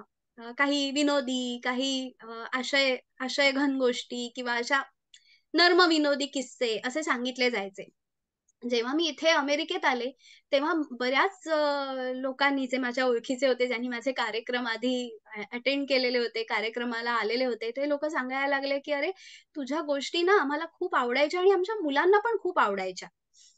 तर तू आता आम्ही हे मिस करतो सगळं. तर तू कसं हे आम्हाला कसं मिळेल ऐकायला? त्या गोष्टी आम्हाला ऐकायच्या आहेत." आणि त्यावेळेपर्यंत हे सुद्धा लक्षात आलेलं, की आपली जी वाचन संस्कृती आहे, जास्त करून मराठीतली वाचन संस्कृती आहे, ती कुठेतरी लोप पावतीये की काय? लोप पावत चालली आहे की काय? की अशा प्रकारची परिस्थिती दिसायला लागली होती. सो मग आपल्याकडनं यामध्ये काय करता येईल? आपल्याकडनं ह्याच्यामध्ये काय योगदान देता येईल? अशा प्रकारचा एक विचार सुरू झाला. अ, मग मी माझ्या नवऱ्याशी बोलले, माझ्या आई-बाबांशी, माझ्या भावाशी, आमच्या कुटुंबामध्ये याची चर्चा झाली, की आपल्याला काय करता येईल याच्यामध्ये? आणि मग त्यातून बुकमाया ब्लॉगची निर्मिती झाली, की चला आता आपण असं करूया, की आपल्याला ज्या गोष्टी माहिती आहेत ना, त्या आपण या ब्लॉगवर ऑडिओ स्वरूपात घालायला लागूया. आणि जे लोकं मला सांगत होते, की "प्रीती तुझ्या गोष्टी आम्हाला ऐकायला आवडतात, पण आता ऐकायला मिळत नाहीत." त्या लोकांना मग मी त्या ब्लॉगची लिंक पाठवायला सुरुवात केली, की "बरं तुम्हाला ऐकायच्या आहेत ना गोष्टी, ह्या घ्या." हं. म्हणून. आणि अशा प्रकारे फार उदंड प्रतिसाद त्यावेळेस मिळू लागला. 2013, 14, 15 या 2 वर्षामध्ये जवळपास मी अ, 25 पेक्षा जास्त गोष्टी अ, त्याच्यावर ऑडिओ स्वरूपामध्ये घातल्या आणि अगदी भारतातल्या वेगवेगळ्या ठिकाणाहूनच नव्हे, तर जगातल्या कानाकोपऱ्यातनं लोकांनी मला अगदी फोन करून सांगितलं, की "आम्हाला तुझ्या गोष्टी ऐकायला खूप आवडतात वाह! खूप छान. आणि आमच्या मुलांना पण खूप आवडतात." तर मग तू निवडक गोष्टी त्यातल्या अ, अ, निवडून त्याचं तू ऑडिओ बुक का करत नाहीस? तर मग ह्या लोकाग्रहास्तवच म्हणूया आपण, की आम्ही 2015 मध्ये हो, 2015च्या संक्रांतीला आम्ही बुकमायाच्या निवडक 10 गोष्टींची छान-छान गोष्टी म्हणून ऑडिओ बुक प्रकाशित केलं आणि त्याचा जो काही सोहळा इथे आम्ही व्हर्जिनियामध्ये केला होता, प्रकाशन सोहळा, तेव्हा मला असं लक्षात आलं, की त्यावेळेपर्यंतचं हे अमेरिकेत प्रकाशित झालेलं मुलांच्या गोष्टींचं पहिलं-वहिलं ऑडिओ बुक होतं. आणि लोकांनी इतका उदंड प्रतिसाद त्याही प्रकल्पाला दिला, की हातोहात त्या अगदी पहिल्या दिवशी माझ्या जवळपास 35 एक प्रती इकडेच संपल्या. आता आपल्याला म्हणताना असं 35 म्हणजे काय आकडा आहे? पण हं. जिथे अ, आपण म्हणतो, की भारतातली लोकसंख्या वेगळी आणि अमेरिकेमध्ये असलेली लोकसंख्या वेगळी. आता आमच्याकडे तेव्हा 50 एक लोकं 50 एक कुटुंब मराठी आहेत. ज्या गावामध्ये हा प्रकाशन सोहळा झाला, तिकडे 50 एक कुटुंब आहेत. त्या 50 पैकी 33 लोकांनी माझ्या प्रती हातोहात पहिल्या प्रकाशनाच्या दिवशी घेतला. याचा मला आनंद आहे, आजही आहे. त्यामुळे आणि त्या पहिल्या प्रकाशन सोहळ्यामध्ये ज्या 33 प्रती ज्या विकल्या गेल्या, त्या 33 प्रतींमधून सुद्धा आम्ही जिव्हाळा ह्या मतिमंदांसाठी जी सेवाभावी संस्था काम करते सोलापुरामध्ये, त्यांना आम्ही तो पहिल्या विक्रीचा निधी मदत म्हणून आम्ही देऊ केला. वाह! अ, खूप छान. आणि हो आणि त्यांचा सुद्धा फार छान प्रतिसाद आम्हाला मिळाला, की जिव्हाळामध्ये जाऊन सुद्धा आम्ही गोष्टी सांगितलेल्या आहेत. तिकडच्या विद्यार्थ्यांसाठी सुद्धा गोष्टी सांगितल्या आहेत किंवा त्यांच्याबरोबर सुद्धा गाणी म्हटली आहेत त्याच्यानंतर. पण असा बुकमायाचा प्रवास झाला आणि जेव्हा माझं संशोधन सुरू झालं, कारण ते पूर्णवेळ संशोधनाला द्यावा लागल्यामुळे मग बुकमायाचा प्रकल्प थोडासा बाजूला ठेवावा लागला त्यावेळेस. आता आम्ही ते पुनरुज्जीवित करत आहोत. आता पुन्हा एकदा बुकमाया नव्या स्वरूपामध्ये आणण्यासाठी आमचे प्रयत्न सुरू आहेत. पण अशा रीतीने छान-छान गोष्टी हे बुकमायाचं पहिलं-वहिलं अमेरिकेत प्रकाशित झालेलं ऑडिओ बुक आम्हाला देता आलं मुलांना, याचा खूप आनंद आहे. कारण आजही बरीच मुलं कॉन्टॅक्ट करून संपर्क साधून हे सांगतात, की आम्हाला तुमच्या गोष्टी खूप आवडतात. आम्हाला त्यातनं अ, आ अ, मराठी भाषेची गोडी लागली. आम्हाला खूप शिकायला मिळालं आणि आम्ही सुद्धा गोष्टी सांगायला लागलो. तर मला वाटतं, की हे त्याचं सार्थक आहे असं वाटतं. हो. आणि आता हे 2 प्रश्न झाले. आता मी तुमच्या पहिल्या प्रश्नाकडे वळते, की स्वस्तिश्रीचं काम कसं चालतं? तर स्वस्तिश्री ही सर्जनशील जीवन शिक्षण संस्था आहे, असा मगाशी मी उल्लेख केलाच. त्याच्यामध्ये जी आम्ही एक वेगळेपण त्याचं मी असं सांगू इच्छिते इथे, की सर्जनशील शिक्षण देणाऱ्या संस्था इतरही आहेत. आपल्याकडे इतरही कितीतरी शिक्षण संस्था आहेत, ज्या सर्जनशील शिक्षण आम्ही देतो अ, असं सांगतात आणि देतातही. परंतु अ, ही जी जीवन शिक्षण संस्था आहे, ती माझ्या संशोधनावर आधारित जेव्हा मी सुरू केली, तेव्हा ठरवलं, की त्याचा जो एक काही ढाचा आहे, एक जे स्वरूप आहे, ते अत्यंत वेगळं आहे. ते अशा रीतीने, की जेव्हा आपण शिक्षण संस्था म्हणतो, की आणि कुठले जे कोर्सेस जेव्हा सुरू होतात किंवा जे अभ्यासक्रम बनतात, तर सहसा असं दिसून येतं, की तुम्ही कशाप्रकारे ते अभ्यासक्रम रचले जातात, की जिथे विद्यार्थी कमी पडतो. एखादी गोष्ट तुला येत नाही, तर ती गोष्ट तू शिक. अशा प्रकारचा तो अभ्यासक्रम असतो, की आता समजा मला अ, हे मी शिकते आहे गणित आणि जर समजा त्या गणित हा माझा अत्यंत आवडीचा विषय आहे बाय द वे. पण समजा मी अशी एक विद्यार्थिनी आहे, मी उदाहरणादाखल सांगते, की मला गणितामध्ये गती नाही. मला गणित आवडत नाही. तर मग कोणीतरी मला सांगणार ना, की "नाही, नाही तुला गणित येत नाहीये ना, तर मग तू आता गणिताच्या क्लासला जा आणि तू जे येत नाहीये तुझं गणित ते इम्प्रूव्ह कर." म्हणजे जे तुला येत नाहीये, तो तुझा डेफिसिट आहे. तो भरून काढण्यासाठी तू गणिताच्या क्लासला जा किंवा तू गणिताचा अमुक एक कोर्स लाव, मग तुला गणित आलंच म्हणून समज. अशा रीतीने अभ्यासक्रम रचला जातो सर्वसाधारणपणे. पण आमची जी स्वस्तिश्री जीवन शिक्षण संस्था आहे, तिथे आम्ही नेमकं उलटं करतो. उलटं म्हणजे असं, की आता समजा गणितात गती नाहीये एखाद्या विद्यार्थ्याला, तर बाबा तुला गणितात गती नाहीये ठीक आहे, पण तुला कुठल्या विषयामध्ये गती आहे मग? मग तुला मे बी तुला संगीतात गती असेल. मग आम्ही अ, त्या विद्यार्थ्याची पूर्ण अ, ओळख करून घेतो, की त्याच्या अ, जे काही बहुआयामी त्याचे इंटेलिजन्सेस आहेत, बुद्धिमत्ता आहेत. तर त्यातला कुठला इंटेलिजन्स तो जास्त वापरतो आहे. आता हे इंटेलिजन्स वाढत असतात. त्यामुळे असं नाही, की ते आज आहेत तसेच राहतील. पण आजच्या घडीला त्याला कुठल्या विषयामध्ये गती आहे. त्याला संगीतात गती असेल त्या विद्यार्थ्याला किंवा त्या विद्यार्थिनीला भाषेमध्ये गती असेल, तर ती त्यांची शक्ती आहे, ती त्यांची क्षमता आहे, ज्याला आपण स्ट्रेंथ म्हणू शकतो. तर डेफिसिटच्या ऐवजी जर तुम्ही ह्या त्यांच्या स्ट्रेंथ, त्यांच्या ज्या क्षमता आहेत, त्या लक्षात घेऊन त्या आधारे जर त्यांना शिक्षण दिलत, तर ती अधिक लवकर शिकतात, असं संशोधन सांगतं.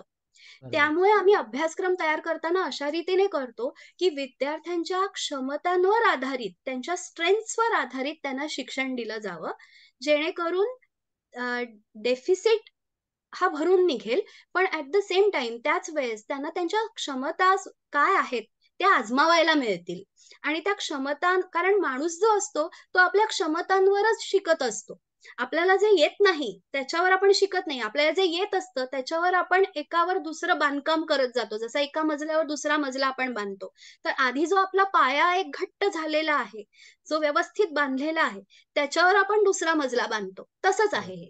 तर त्यामुळे हे वेगळेपण आहे या संस्थेचं, की स्ट्रेंथ बेस्ड असे अभ्यासक्रम आपण तयार करतो आणि प्रत्येक त्या विद्यार्थ्याला सर्जनशीलता म्हणजे काय? तर सर्जनशीलता म्हणताना आपण एक फक्त जसं आता ओके, क्रिएटिव्हिटी किंवा सर्जनशीलता म्हणजे सांगताना लोकं असं सांगतात सर्वसाधारणपणे, की बरं डायव्हर्जंट काहीतरी तुम्ही केलं. डायव्हर्जंट म्हणजे तुला एक आता कोडं घातलंय, एक प्रश्न दिलाय. समजा अ, एक तुम्हाला सांगितले, की अमुक एक ही आता पेन्सिल आहे माझ्याकडे. ही अ, दिसतीये का ही पेन्सिल? तर ह्या पेन्सिलीचे तुम्ही 10 उपयोग सांगा. आणि जर तुम्ही 10 वेगवेगळे उपयोग सांगितलेत, तर म्हणजे त्याला म्हणतात डायव्हर्जंट इंटेलिजन्स तुमचा व्यवस्थित आहे आणि मग तुम्ही दिलेली ती उत्तरं क्रिएटिव्ह आहेत. हां, सर्वसाधारणपणे क्रिएटिव्हिटीची व्याख्या ही अशा रीतीने केली जाते. परंतु संशोधनातनं आणि ते सुद्धा शैक्षणिक मानसशास्त्राच्या संशोधनातनं पुढे आलेले जे काही अ, सार आहे, ते मला इथे नमूद करायला आवडेल, की फक्त तुम्हाला 10 उपयोग सांगता आले म्हणजे तुम्ही क्रिएटिव्ह आहात असं नव्हे. तर क्रिएटिव्हिटी म्हणजे नवीन काहीतरी निर्माण करण्याची तुमची जी काही नवीन कल्पना साकार करण्याची तुमची जी काही क्षमता आहे, ती क्षमता अ, तुम्हाला एका प्रक्रियेतून घडवावी लागते. त्याची एक प्रक्रिया तुम्हाला करावी लागते, की तुम्ही 10 उपयोग सांगितले म्हणजे तुम्ही क्रिएटिव्ह झालात, असं होत नाही. आता क्रिएटिव्हिटी ही वेगवेगळ्या क्षेत्रात वेगवेगळ्या प्रकारे दिसते. आता त्याचं सुद्धा प्रशिक्षण किंवा शिक्षण आमच्या स्वस्तिश्रीतर्फे आम्ही देतो. कारण अ, शिक्षण हे जसं आपण म्हणतो औपचारिक आहे, तसंच अनौपचारिकही असतं. त्यामुळे स्वस्तिश्रीतर्फे आम्ही अभ्यासक्रम देताना असं बघतो, की वेगवेगळ्या खेळांच्या माध्यमातून, वेगवेगळ्या वर्कशॉप्सच्या माध्यमातून अशा प्रकारे शिक्षण दिलं जातं, की सर्जनशीलतेची जी प्रक्रिया आहे, ती प्रक्रिया तुम्ही कशी आत्मसात करू शकता ते त्यातून शिकवलं जातं. असं नाही, की फक्त तुम्ही 10 उपयोग एखाद्या वस्तूचे सांगितले, म्हणजे झाली तुमची क्रिएटिव्हिटी कळली आम्हाला. असं न करता, तर त्या क्रिएटिव्हिटीच्या प्रक्रियेमध्ये तुम्हाला समजा एक प्रकल्प निर्माण करायचा आहे. तुम्हाला आता समजा सांगितलं, की जसं आम्ही इकडे विद्यार्थ्यांना प्रशिक्षण देतो, त्याचं मी तुम्हाला एक उदाहरण देईन, की तुमच्या अ, तुमच्या कॉलनीमधले किंवा तुमच्या वाडीमधले किंवा तुमच्या आळीमधले रस्ते नव्याने बांधायचे आहेत आणि ते रस्ते नव्याने बांधण्यासाठी म्हणून तुमची जर मदत घ्यायची झाली, विद्यार्थ्यांची जर मदत घ्यायची झाली, जी इथे घेतात. इंटर्नशिप म्हणून त्यांना जी असते त्याच्यामधनं ती मदत घेतात आणि विद्यार्थी त्याच्यातही सहभागी होतात आर्किटेक्ट्स बरोबर चर्चा वगैरे करून. तर ते जे नवीन तुमची नगररचना करायची आहे तुमच्या कॉलनीमध्ये किंवा तुमच्या वाडीमध्ये, तर तुम्ही अशा प्रकारे रस्ते कसे बांधून द्याल, की तुमचे जे काही वृद्ध आजी-आजोबा आहेत, ते कुठेही न अडखळता त्या रस्त्यांवरनं चालू शकतात. मग त्यासाठी तुम्ही कशा प्रकारचे रस्ते बांधाल? किंवा एखादा मनुष्य जो अपंग आहे, ज्याच्याकडे व्हीलचेअर आहे, तोही त्या व्हीलचेअर घेऊन त्या रस्त्यावरनं जाऊ शकेल. अशा प्रकारचा रस्ता तुमच्या वाडीत, आळीत किंवा तुमच्या गावात बांधायचा आहे. तर त्यासाठी तुम्ही कशा प्रकारचं स्वरूप कराल? हां, आता हा जर प्रकल्प विद्यार्थ्यांना दिला, तर तो प्रकल्प साध्य करण्यासाठी त्यांना ज्या प्रक्रियेतून जावं लागेल ना, त्या प्रक्रियेला आपण सर्जनशील ही जीवन शिक्षणाची प्रक्रिया म्हणू. इथे ते शिक्षण हे पुस्तकी न राहता तुमच्या व्यावहारिक जीवनाशी निगडीत होतं. म्हणजे मग ते विद्यार्थ्यांना त्याच्यामध्ये रस निर्माण होतो. अच्छा, बरं, बरं. माझ्या वाडीतला रस्ता मला बनवायचा आहे. त्याच्यासाठीचा मला प्लॅन करायचा आहे आणि माझ्या घरच्या माझ्या आजी-आजोबांना तिथून न अडखळता जाता यावं, यासाठी मला काय करायचंय? त्याचा मला विचार करायला पाहिजे. आणि मग ती प्रक्रिया कशी पुढे जाते, तर मग तुम्ही तुमच्या आजी-आजोबांना विचारा, की तुम्हाला कुठे अडखळायला होतं? तुमच्या हातात काय काठी असते, वॉकर असतो, काय असतं? मग तुम्हाला अडखळायला नाही पाहिजे यासाठी आम्ही काय करावं? तर असे असे जे काही संवाद आहेत, ते तुम्हाला त्या-त्या लोकांशी साधता आले पाहिजेत. असं नाहीये, की तुम्ही पुढे जेव्हा एखादा जॉब धराल, तेव्हाच तुम्हाला ते कळेल, की अच्छा एम्पॅथी म्हणजे काय? किंवा ऑडियन्सशी कसं बोलावं? जे डिझाइन थिंकिंग वगैरेचे जे प्रशिक्षण नंतर आपल्याला कॉर्पोरेट लेव्हलला दिले जातात, त्याची जर बीजं तुम्हाला ह्या तुमच्या शालेय आणि महाविद्यालयीन शिक्षणामध्ये रोवली गेली, तर मला वाटतं त्याचा जास्त उपयोग ती सर्जनशीलता आपल्या जीवन प्रक्रियेमध्ये आणण्यासाठी होईल आणि पुस्तकी शिक्षण हे व्यावहारिक जीवन शिक्षणाशी जोडण्यात होईल. त्यामुळे अ, हे जे जसं मी म्हटलं, की सर्जनशील जीवन शिक्षण हे जसं इन्फॉर्मल आहे, अनौपचारिक आहे, तसं ते इंटरजनरेशनल सुद्धा आहे, की 2 पिढ्यांची आदान-प्रदान करून, देवघेव करून अशी सर्जनशीलता वाढीस लागते. असं संशोधनाचा सार आहे.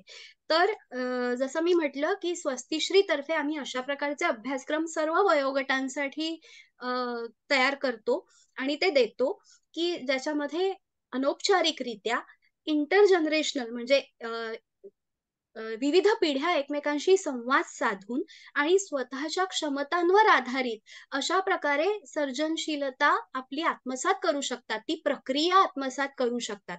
मग त्याच्यासाठी म्हणून जी काही साधनं त्यांना लागतात ती आम्ही देऊ करतो आणि त्या दृष्टीने मला सांगायला आवडेल, की सर्जनशीलतेच्या प्रक्रियेमध्ये अत्यंत महत्त्वाच्या अशा 2 गोष्टी असतात. स्वतःला वेळ देणं. स्वतःला त्या सर्जनशीलतेच्या ज्या प्रक्रिया आहेत, ज्या रिस्क आहेत किंवा कुठलाही सर्जनशील इनोव्हेटिव्ह प्रकल्प राबवताना आता तुम्ही अधिकारी आहात एका कॉर्पोरेट क्षेत्रामध्ये, त्यामुळे तुम्हाला हे माहीतच असेल, की कुठलाही प्रकल्प तडीस नेताना तुम्हाला ज्या रिस्क असतात, त्या रिस्क असेसमेंट करावी लागते आणि बरोबर. त्या रिस्क घ्याव्या लागतात. तर ती रिस्क घ्यावी कशी? कुठली रिस्क घ्यावी आणि कुठली रिस्क घेऊ नये? ह्याचं सुद्धा शिक्षण आत्मसात करता आलं पाहिजे विद्यार्थ्यांना आणि ते रिस्क घेण्यासाठी म्हणून स्वतःला जी एक बळ द्यावं लागतं. आपली मानसिकता, आपलं मनोबळ उभारावं लागतं. तर त्यासाठी म्हणून विद्यार्थ्यांना स्वतःला वेळ द्यावा लागतो. जसं आपण व्यायामशाळेत जातो आणि व्यायामशाळेत गेल्याबरोबर लगेच आपण व्यायाम सुरू करत नाही, तर आधी वॉर्म करतो किंवा कुठलाही ॲथलीट तुम्ही बघितलात, तर तो धावपटू आहे समजा, तर तो स्प्रिंट किंवा मॅरेथॉन जेव्हा करतो, त्याच्या आधी सुद्धा आपण शारीरिक वॉर्म करतो. तर तसाच सर्जनशील प्रक्रिया कुठलीही सुरू करताना आपल्याला एक वॉर्म करावा लागतो. आपल्याला एक मानसिक तयारी करावी लागते. जसं एखाद्याला गाणं म्हणण्यासाठी आधी गळा तापवावा लागतो, तसाच हा प्रकार आहे. त्यामुळे हा जो क्रिएटिव्हिटीचा वॉर्म आहे किंवा इनोव्हेशनसाठीचा जो वॉर्म आहे, ही प्रक्रिया कशी आत्मसात करायची? तर 15-15 मिनिटं तुम्ही जर त्याचा सराव केलात दररोज, तर तुम्ही ते कौशल्यही आत्मसात करू शकता आणि जेणेकरून तुम्हाला तुमचा जो प्रकल्प आहे, तो तडीस नेण्यासाठीचं जे मनोबळ आहे, तो वॉर्म देतो. तर हा जो काही व्यायाम आहे, क्रिएटिव्हिटीसाठीचा व्यायाम, तो देण्याचं काम आमची स्वस्तिश्री ही संस्था करते. आम्ही असे 15-15 मिनिटाचे, अर्ध्या-अर्ध्या तासाचे सुद्धा कार्यक्रम देत असतो, की तुम्हाला त्याचा सराव, एक दैनंदिन सराव मिळेल. तर थोडक्यात म्हणजे मी आता हे सांगू शकले. पण तुम्हाला जर अधिक माहिती हवी असेल, तर नक्की मला संपर्क साधा. मी अधिक सांगू शकेन, कारण त्याच्यावर एक वेगळा कार्यक्रम आपल्याला करावा लागेल नाहीतर. नक्कीच, नक्कीच. डॉक्टर प्रीतीताई, माझे प्रश्न जवळपास सर्व संपलेले आहेत. फक्त मला असं म्हणायचं की या प्रश्नाव्यतिरिक्तही तुम्हाला काही बोलावं वाटत असेल किंवा कुठली माहिती द्यावी लागत असेल की जेणेकरून ही माहिती सर्वांपर्यंत पोहोचल्यानंतर त्याचा उपयोग होईल, समाजाला उपयोग होईल. तर तुम्ही ते बोलू शकता. धन्यवाद इंदानी सर. मला अ, नक्की हे सांगायला आवडेल जसं मी आधी म्हटलं, की मातृभाषेतून शिक्षण हे महत्त्वाचं आहेच आणि त्याच्या त्याच्याबाबतच्या संशोधनाबद्दल आपण म्हटलंच आणि ज्ञानभाषा मराठी प्रतिष्ठान ही संस्था आपण या उद्दिष्टानेच सुरू केली आणि आपण त्याचं कामही संस्थेत ह्याच्यावरच फोकस्ड आहे, की मातृभाषेला जे महत्त्व आहे ते लोकांपर्यंत पोहोचावं. अशी जनजागृती आपल्याकडनं घडावी, जेणेकरून मराठीचं सांस्कृतिक महत्त्व आणि शैक्षणिक महत्त्व सुद्धा वाढावं आणि एक ज्ञानभाषा म्हणून मराठी पुढे यावी, या उद्दिष्टानेच आपण सुरू केली. तर मला हे इथे नमूद करायला आवडेल, की त्यासाठी आपण अ, केवळ संस्था म्हणून नव्हे, तर जे आता इथे ऐकत आहेत अ, आपले रसिक प्रेक्षक, त्यांनी सुद्धा आपापल्या घरातून ह्याची सुरुवात करायला हरकत नाही. जसं मी म्हटलं, की मा आमच्या आमच्या घरी आधीपासून ही एक मातृभाषेतून शिक्षणाची बैठक तयार होती. तर तशा अगदी स्वतःच्या घरी तुम्ही छोटे-छोटे वाचनाचे कार्यक्रम अगदी आपल्या कुटुंबापुरते आता बुकमायातर्फे आम्ही एक कार्यक्रम घेतो, जसं कुटुंब रंगलंय वाचनात. कुटुंब रंगलंय काव्यात हा विसूभाऊ बापटांचा कार्यक्रम आपल्याला माहिती आहेच. पण बरोबर. हा कुटुंब रंगलंय वाचनात हा आम्ही एक कार्यक्रम घेतो, की ज्याच्यामध्ये कुटुंबातले लोक म्हणजे मग ते आई, बाबा, मुलं, आजी, काका, काकू जे सगळे असतील, ते एकत्र अ, वाचनाची मैफिल करतात. म्हणजे वाचतात. एक पुस्तक घेऊन वाचतात आणि मग त्याच्यावर आपल्या गप्पा होतात, की काय वाचलं? कारण ह्याचं पण मूळ अर्थात माझ्या बालपणात आहे, की माझ्या बालपणी आम्हाला जी पुस्तकं दिली जायची. मग माझे आई-बाबा विकत घ्यायचे. सणावाराला आमच्याकडे पुस्तकं यायची. अ, जसं मी म्हटलं, की आता समजा दिवाळी आहे, तर दिवाळीमध्ये अ, फटाक्यांच्या ऐवजी पुस्तकं किंवा इतर काही भेटी जसं टेलिस्कोप वगैरे असतील, असे आम्हाला आई-बाबांनी दिलेले आहेत लहानपणी. आणि फार लहान असताना अशी मुलं हट्ट करतात ना, की नाही, नाही, सगळे माझे मित्र फटाके वाजवतात, तर मला सुद्धा फटाके वाजवायला पाहिजे. हं. तर असं जेव्हा जेव्हा समजत नव्हतं आणि जेव्हा आम्ही सांगायचो, की नाही आम्हाला फटाके पाहिजेत. मग तेव्हा ते आम्हाला समजावून सांगायचे, की फटाक्यांचे काय दुष्परिणाम आहेत. त्यानी काय प्रदूषण होतं. म्हणजे एक तर तुम्ही पैसे देऊन तुम्ही ते प्रदूषण विकत घेता आणि त्याच्याबरोबर नंतर जे आजार येतात ते सुद्धा विकत घेता. मग तुला आवडेल का, की तू फटाके वाजवलेस आणि तुझी आजी आजारी पडली. फटाके वाजवले आणि तुझा मित्र आजारी पडला, तुझ्या शेजारचे आजारी पडले, हे तुला आवडेल का? नाही, नाही, मला ते नाही आवडणार. बरं, बरं. मग मग आपण काय करूया, की फटाक्यांच्या ऐवजी अ, पुस्तक आणूया, गोष्टीचं पुस्तक आणूया. तर अशा प्रकारे ती सुरुवात झालेली होती आणि मग सणावाराला प्रदूषणाच्या ऐवजी पुस्तकं आणूया, ही आवड तिकडनं निर्माण झाली. मग दिवाळी अंक म्हणा किंवा नवीन आलेली पुस्तकं बाजारात जी नवीन आलेली पुस्तकं असतील गोष्टीची ती म्हणा, ती आम्हाला आणून द्यायचे आई-बाबा आणि ती आम्ही वाचायचो किंवा मग ते असंही विचारायला लागले, की "बरं, मग फटाके नकोत." मग आमची ती फटाक्यांची आवड अगदी कमी-कमीच होत गेली. कळलं, की नाही बाबा आपल्याला प्रदूषण करायचं नाहीये आणि इतरांना आजारी तर पडू द्यायचंच नाहीये. त्यामुळे एक ती विचारांची बैठक तयार झाली, की बरं मग पुस्तकं किंवा अजून काय पर्याय?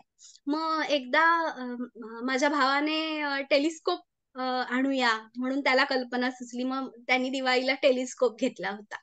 तर अशा प्रकारचं जे काही कौटुंबिक शिक्षण असतं ना, जे कुटुंबामध्ये होतं, ते मला वाटतं विद्यार्थ्यांना आणि अख्ख्या कुटुंबालाच एक मोठं पाठबळ देणारं ठरतं.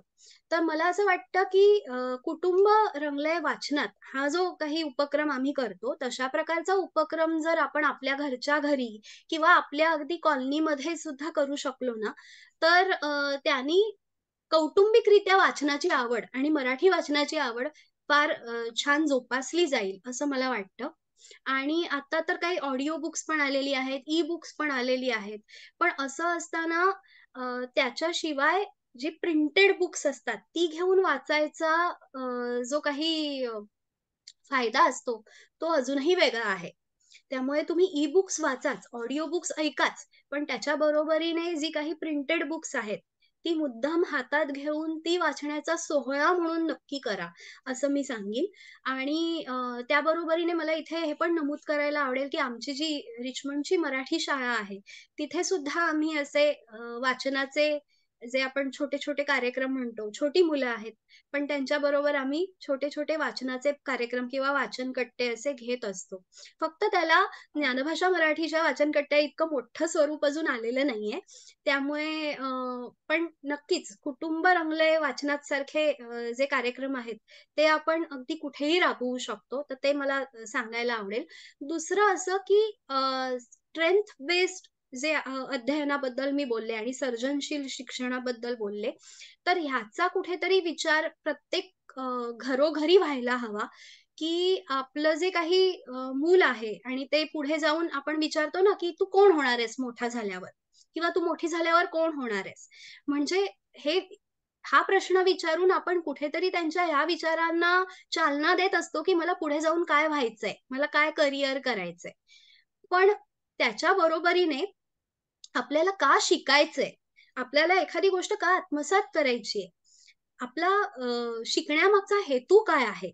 हा जर प्रश्न विचारला गेला आणि त्याच्यावर जर विचार प्रक्रियेला चालना दिली गेली, तर मला वाटतं ती जास्त अजून उपकारक ठरेल मुलांसाठी.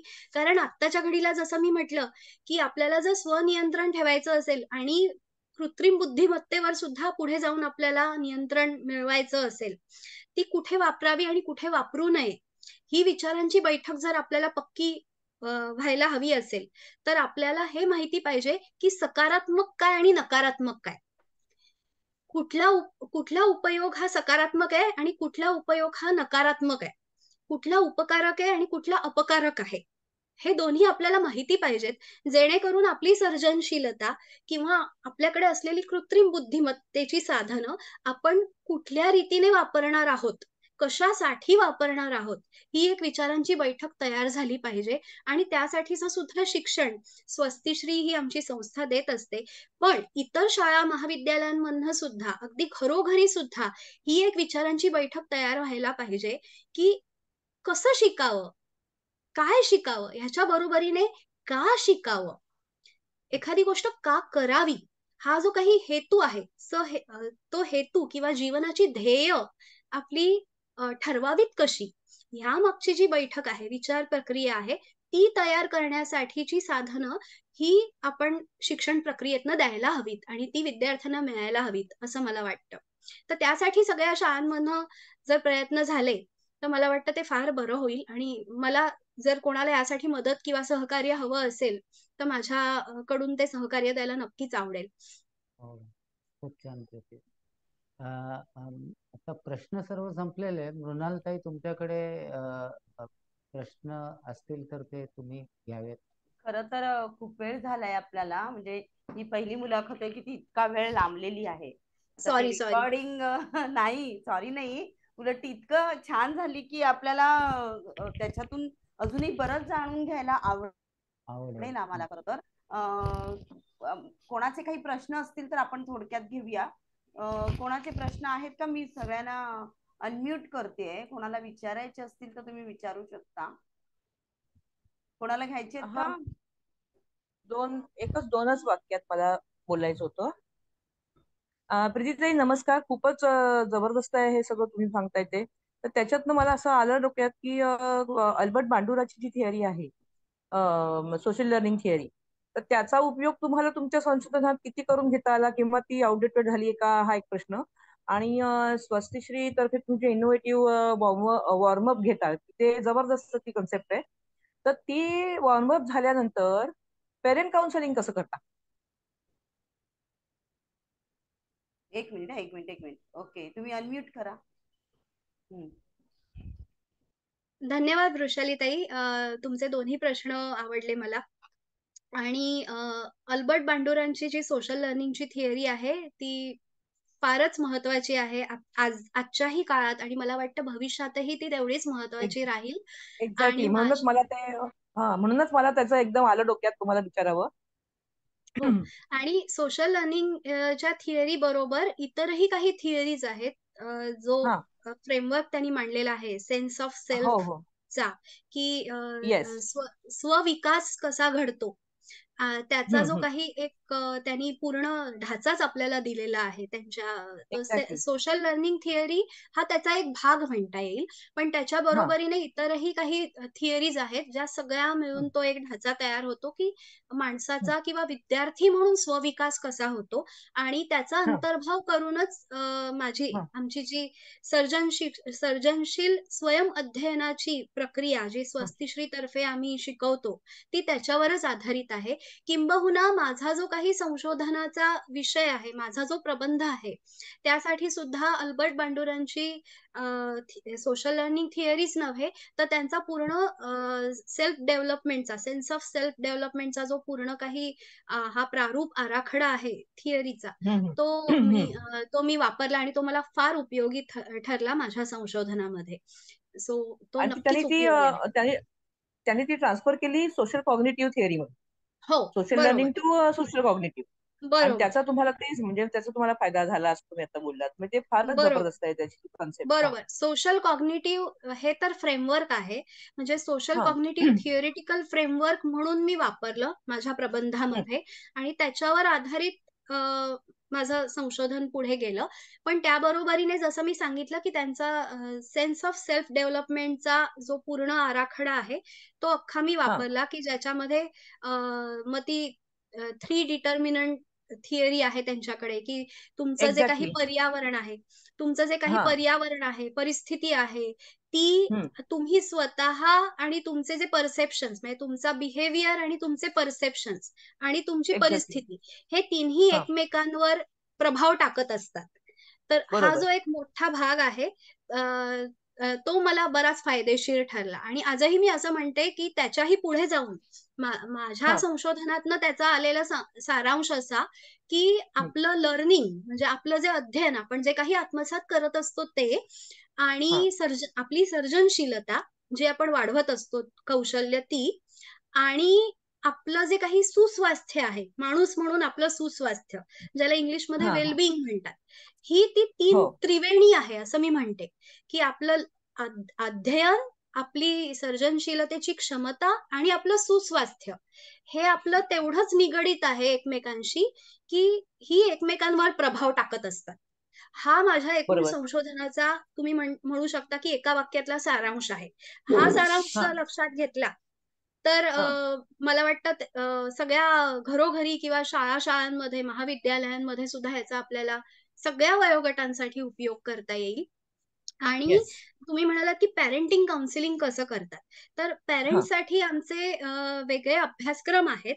मग ते वेगवेगळ्या वयोगटातल्या मुलांच्या पॅरेंट्ससाठी वेगवेगळे अभ्यासक्रम आहेत. उदाहरणार्थ हं, 3 वयापर्यंतच्या जी मुलं आहेत, जी अगदी आपण हं, ज्यांना टॉडलर म्हणतो किंवा अगदी बाल हं. वयातली, बरोबर. हो त्यांच्या पॅरेंट्ससाठीचे वेगळे अभ्यासक्रम आहेत.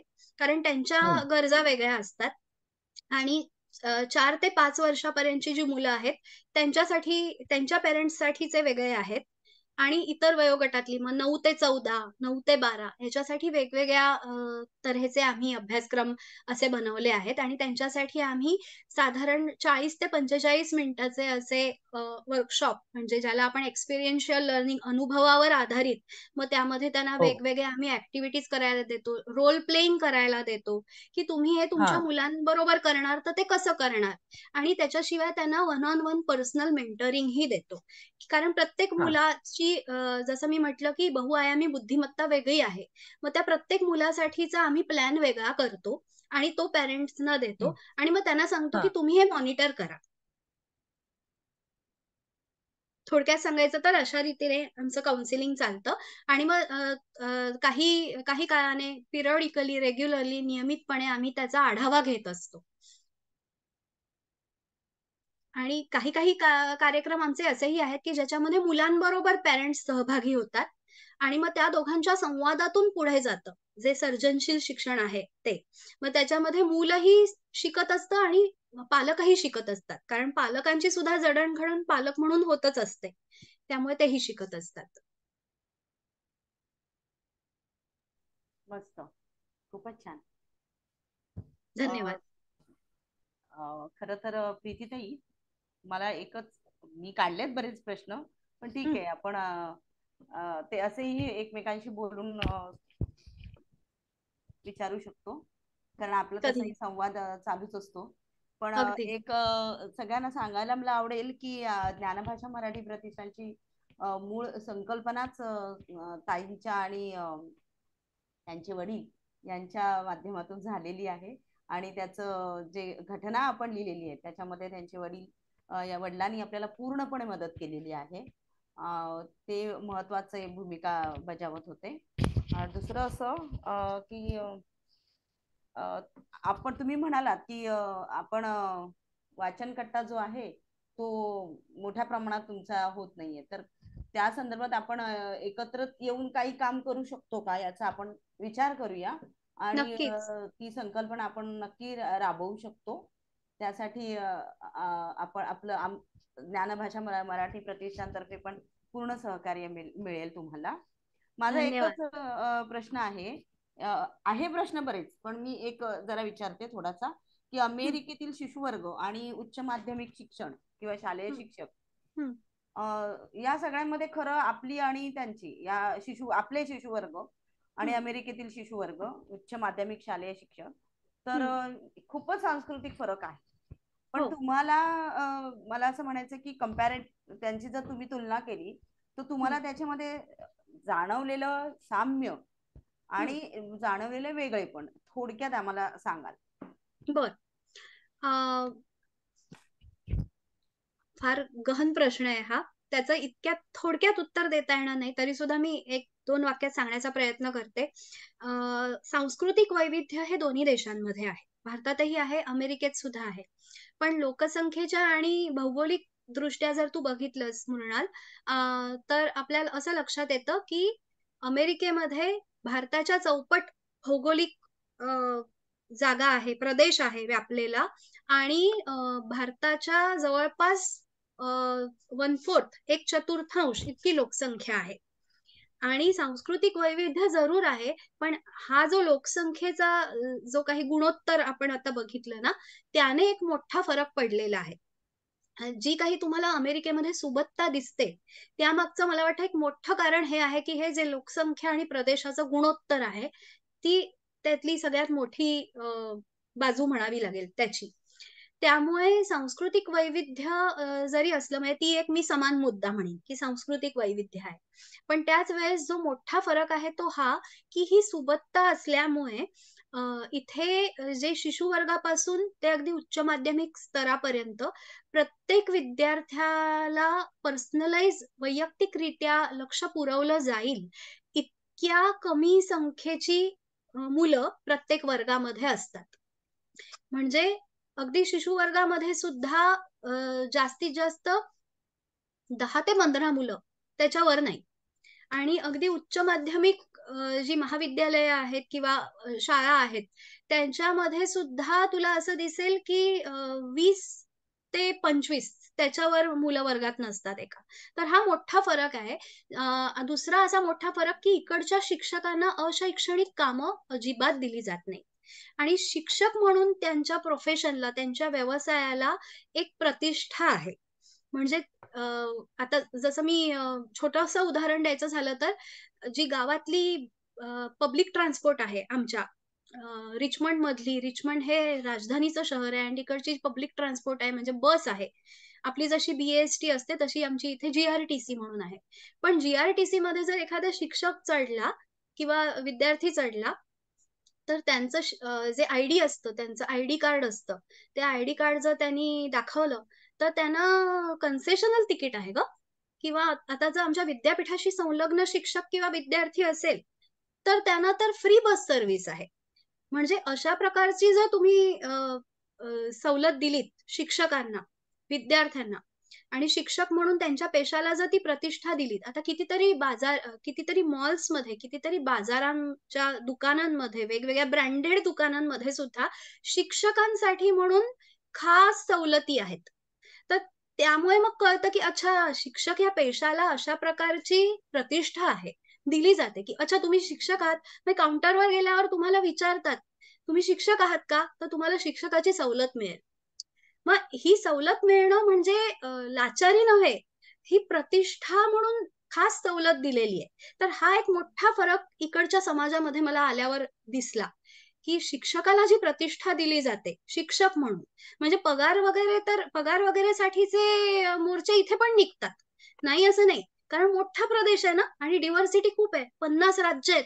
50 राज्यामध्ये वेगवेगळ्या प्रकारचे पगाराचे रेट्स आहेत. त्यांचे पण मोर्चे निघत असतात. आणि शिक्षण हा इकडच्या लेखी राज्याचा विषय आहे.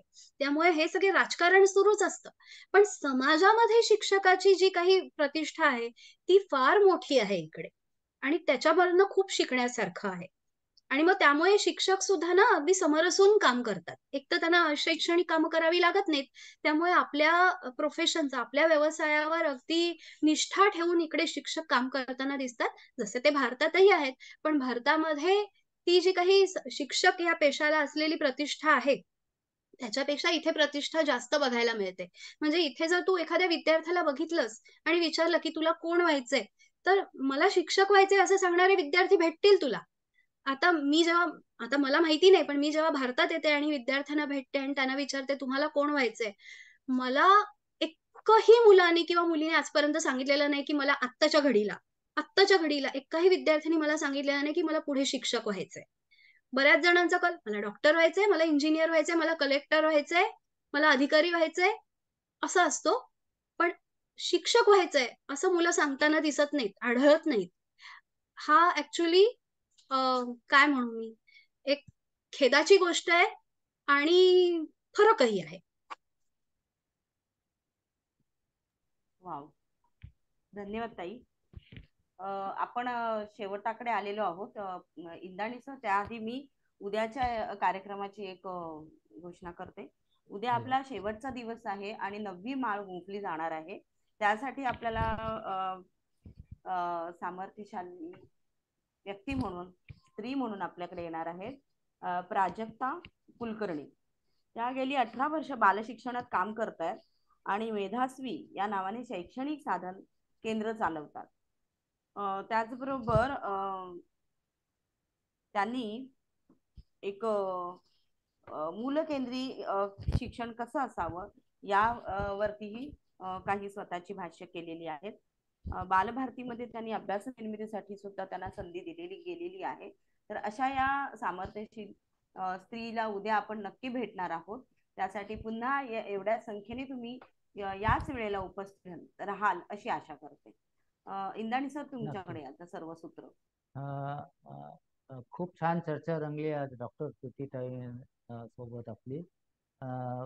मी सर्वात प्रथम आभार मानतो डॉक्टर प्रीतीताई तुमचे, की तुम्ही वेळ काढून तुमचं मनोगत व्यक्त केलं आणि आम्हाला खूप माहिती मिळाली. शिक्षण क्षेत्रामध्ये तुमचं जे कार्य आहे ते खरोखरच खूप उल्लेखनीय कार्य आहे. त्याशिवाय आभार मानायचे तर अध्यक्ष सुचिकांत वनारसे, सचिव मृणालताई, सहसचिव वैशालीताई आणि झूमचं जे प्रायोजकत्व दिलेलं आहे ते आपले अभिजित शिंदे यांचे आभार. उपस्थित म्हणजे आवर्जून उपस्थित असलेले सर्व प्रेक्षक यांचे आभार.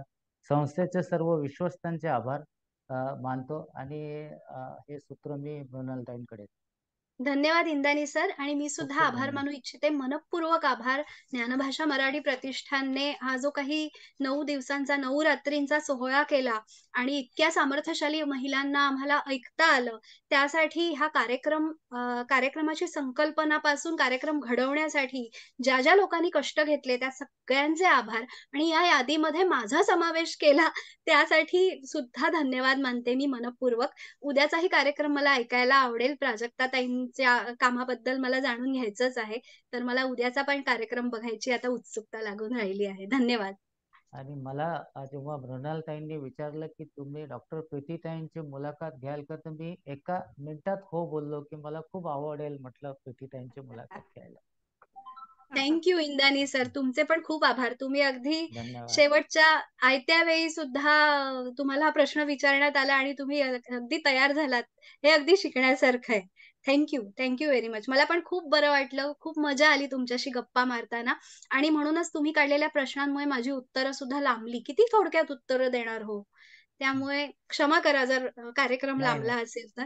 काही ताई, क्षमा कशाला, उलट खूप अजून उलट खूपच हो, माहितीपूर्ण म्हणजे झाली. फार वेगळं. ह्या सगळ्या कन्सेप्ट ज्या आहेत, ह्या ज्या संकल्पना होत्या त्या खरोखर अजूनपर्यंत तशा आम्हालाही मानसशास्त्र आहे, आम्हाला बीएड मध्ये होतं, सर्व होतं, पण एक त्याला साचा आहे, साचेबद्धपणा आहे. पण त्याच्याही पलीकडे जाऊन मानसशास्त्राचा, शैक्षणिक मानसशास्त्राचा अभ्यास होऊ शकतो याचा विचार थोडासा इतक्या कमी वेळामध्ये आणि कमी शब्दामध्ये ऐकायला मिळाला, याची थोडीशी खंत आहे आम्हाला. पण तुम्ही आहातच कायम बरोबर, त्यामुळे आम्हाला तसा मार्गदर्शन तुमचं मिळतच जाणार आहे. आज हा कार्यक्रम ऐन वेळेला पुरुषोत्तम इंदानी सरांनी घेतला, त्याबद्दल पुरुषोत्तम इंदानी सरांचे खूप खूप खूप खूप धन्यवाद. आभार. आणि छान निवेदन केलात आणि मुलाखत घेतलात इंदानी सर. त्यामुळे धन्यवाद. आता हा कार्यक्रम मी संपतोय असं मी जाहीर करते. धन्यवाद प्रीतीताई, इंदाणी सर. धन्यवाद. धन्यवाद मृणाल. धन्यवाद इंदानी सर. धन्यवाद.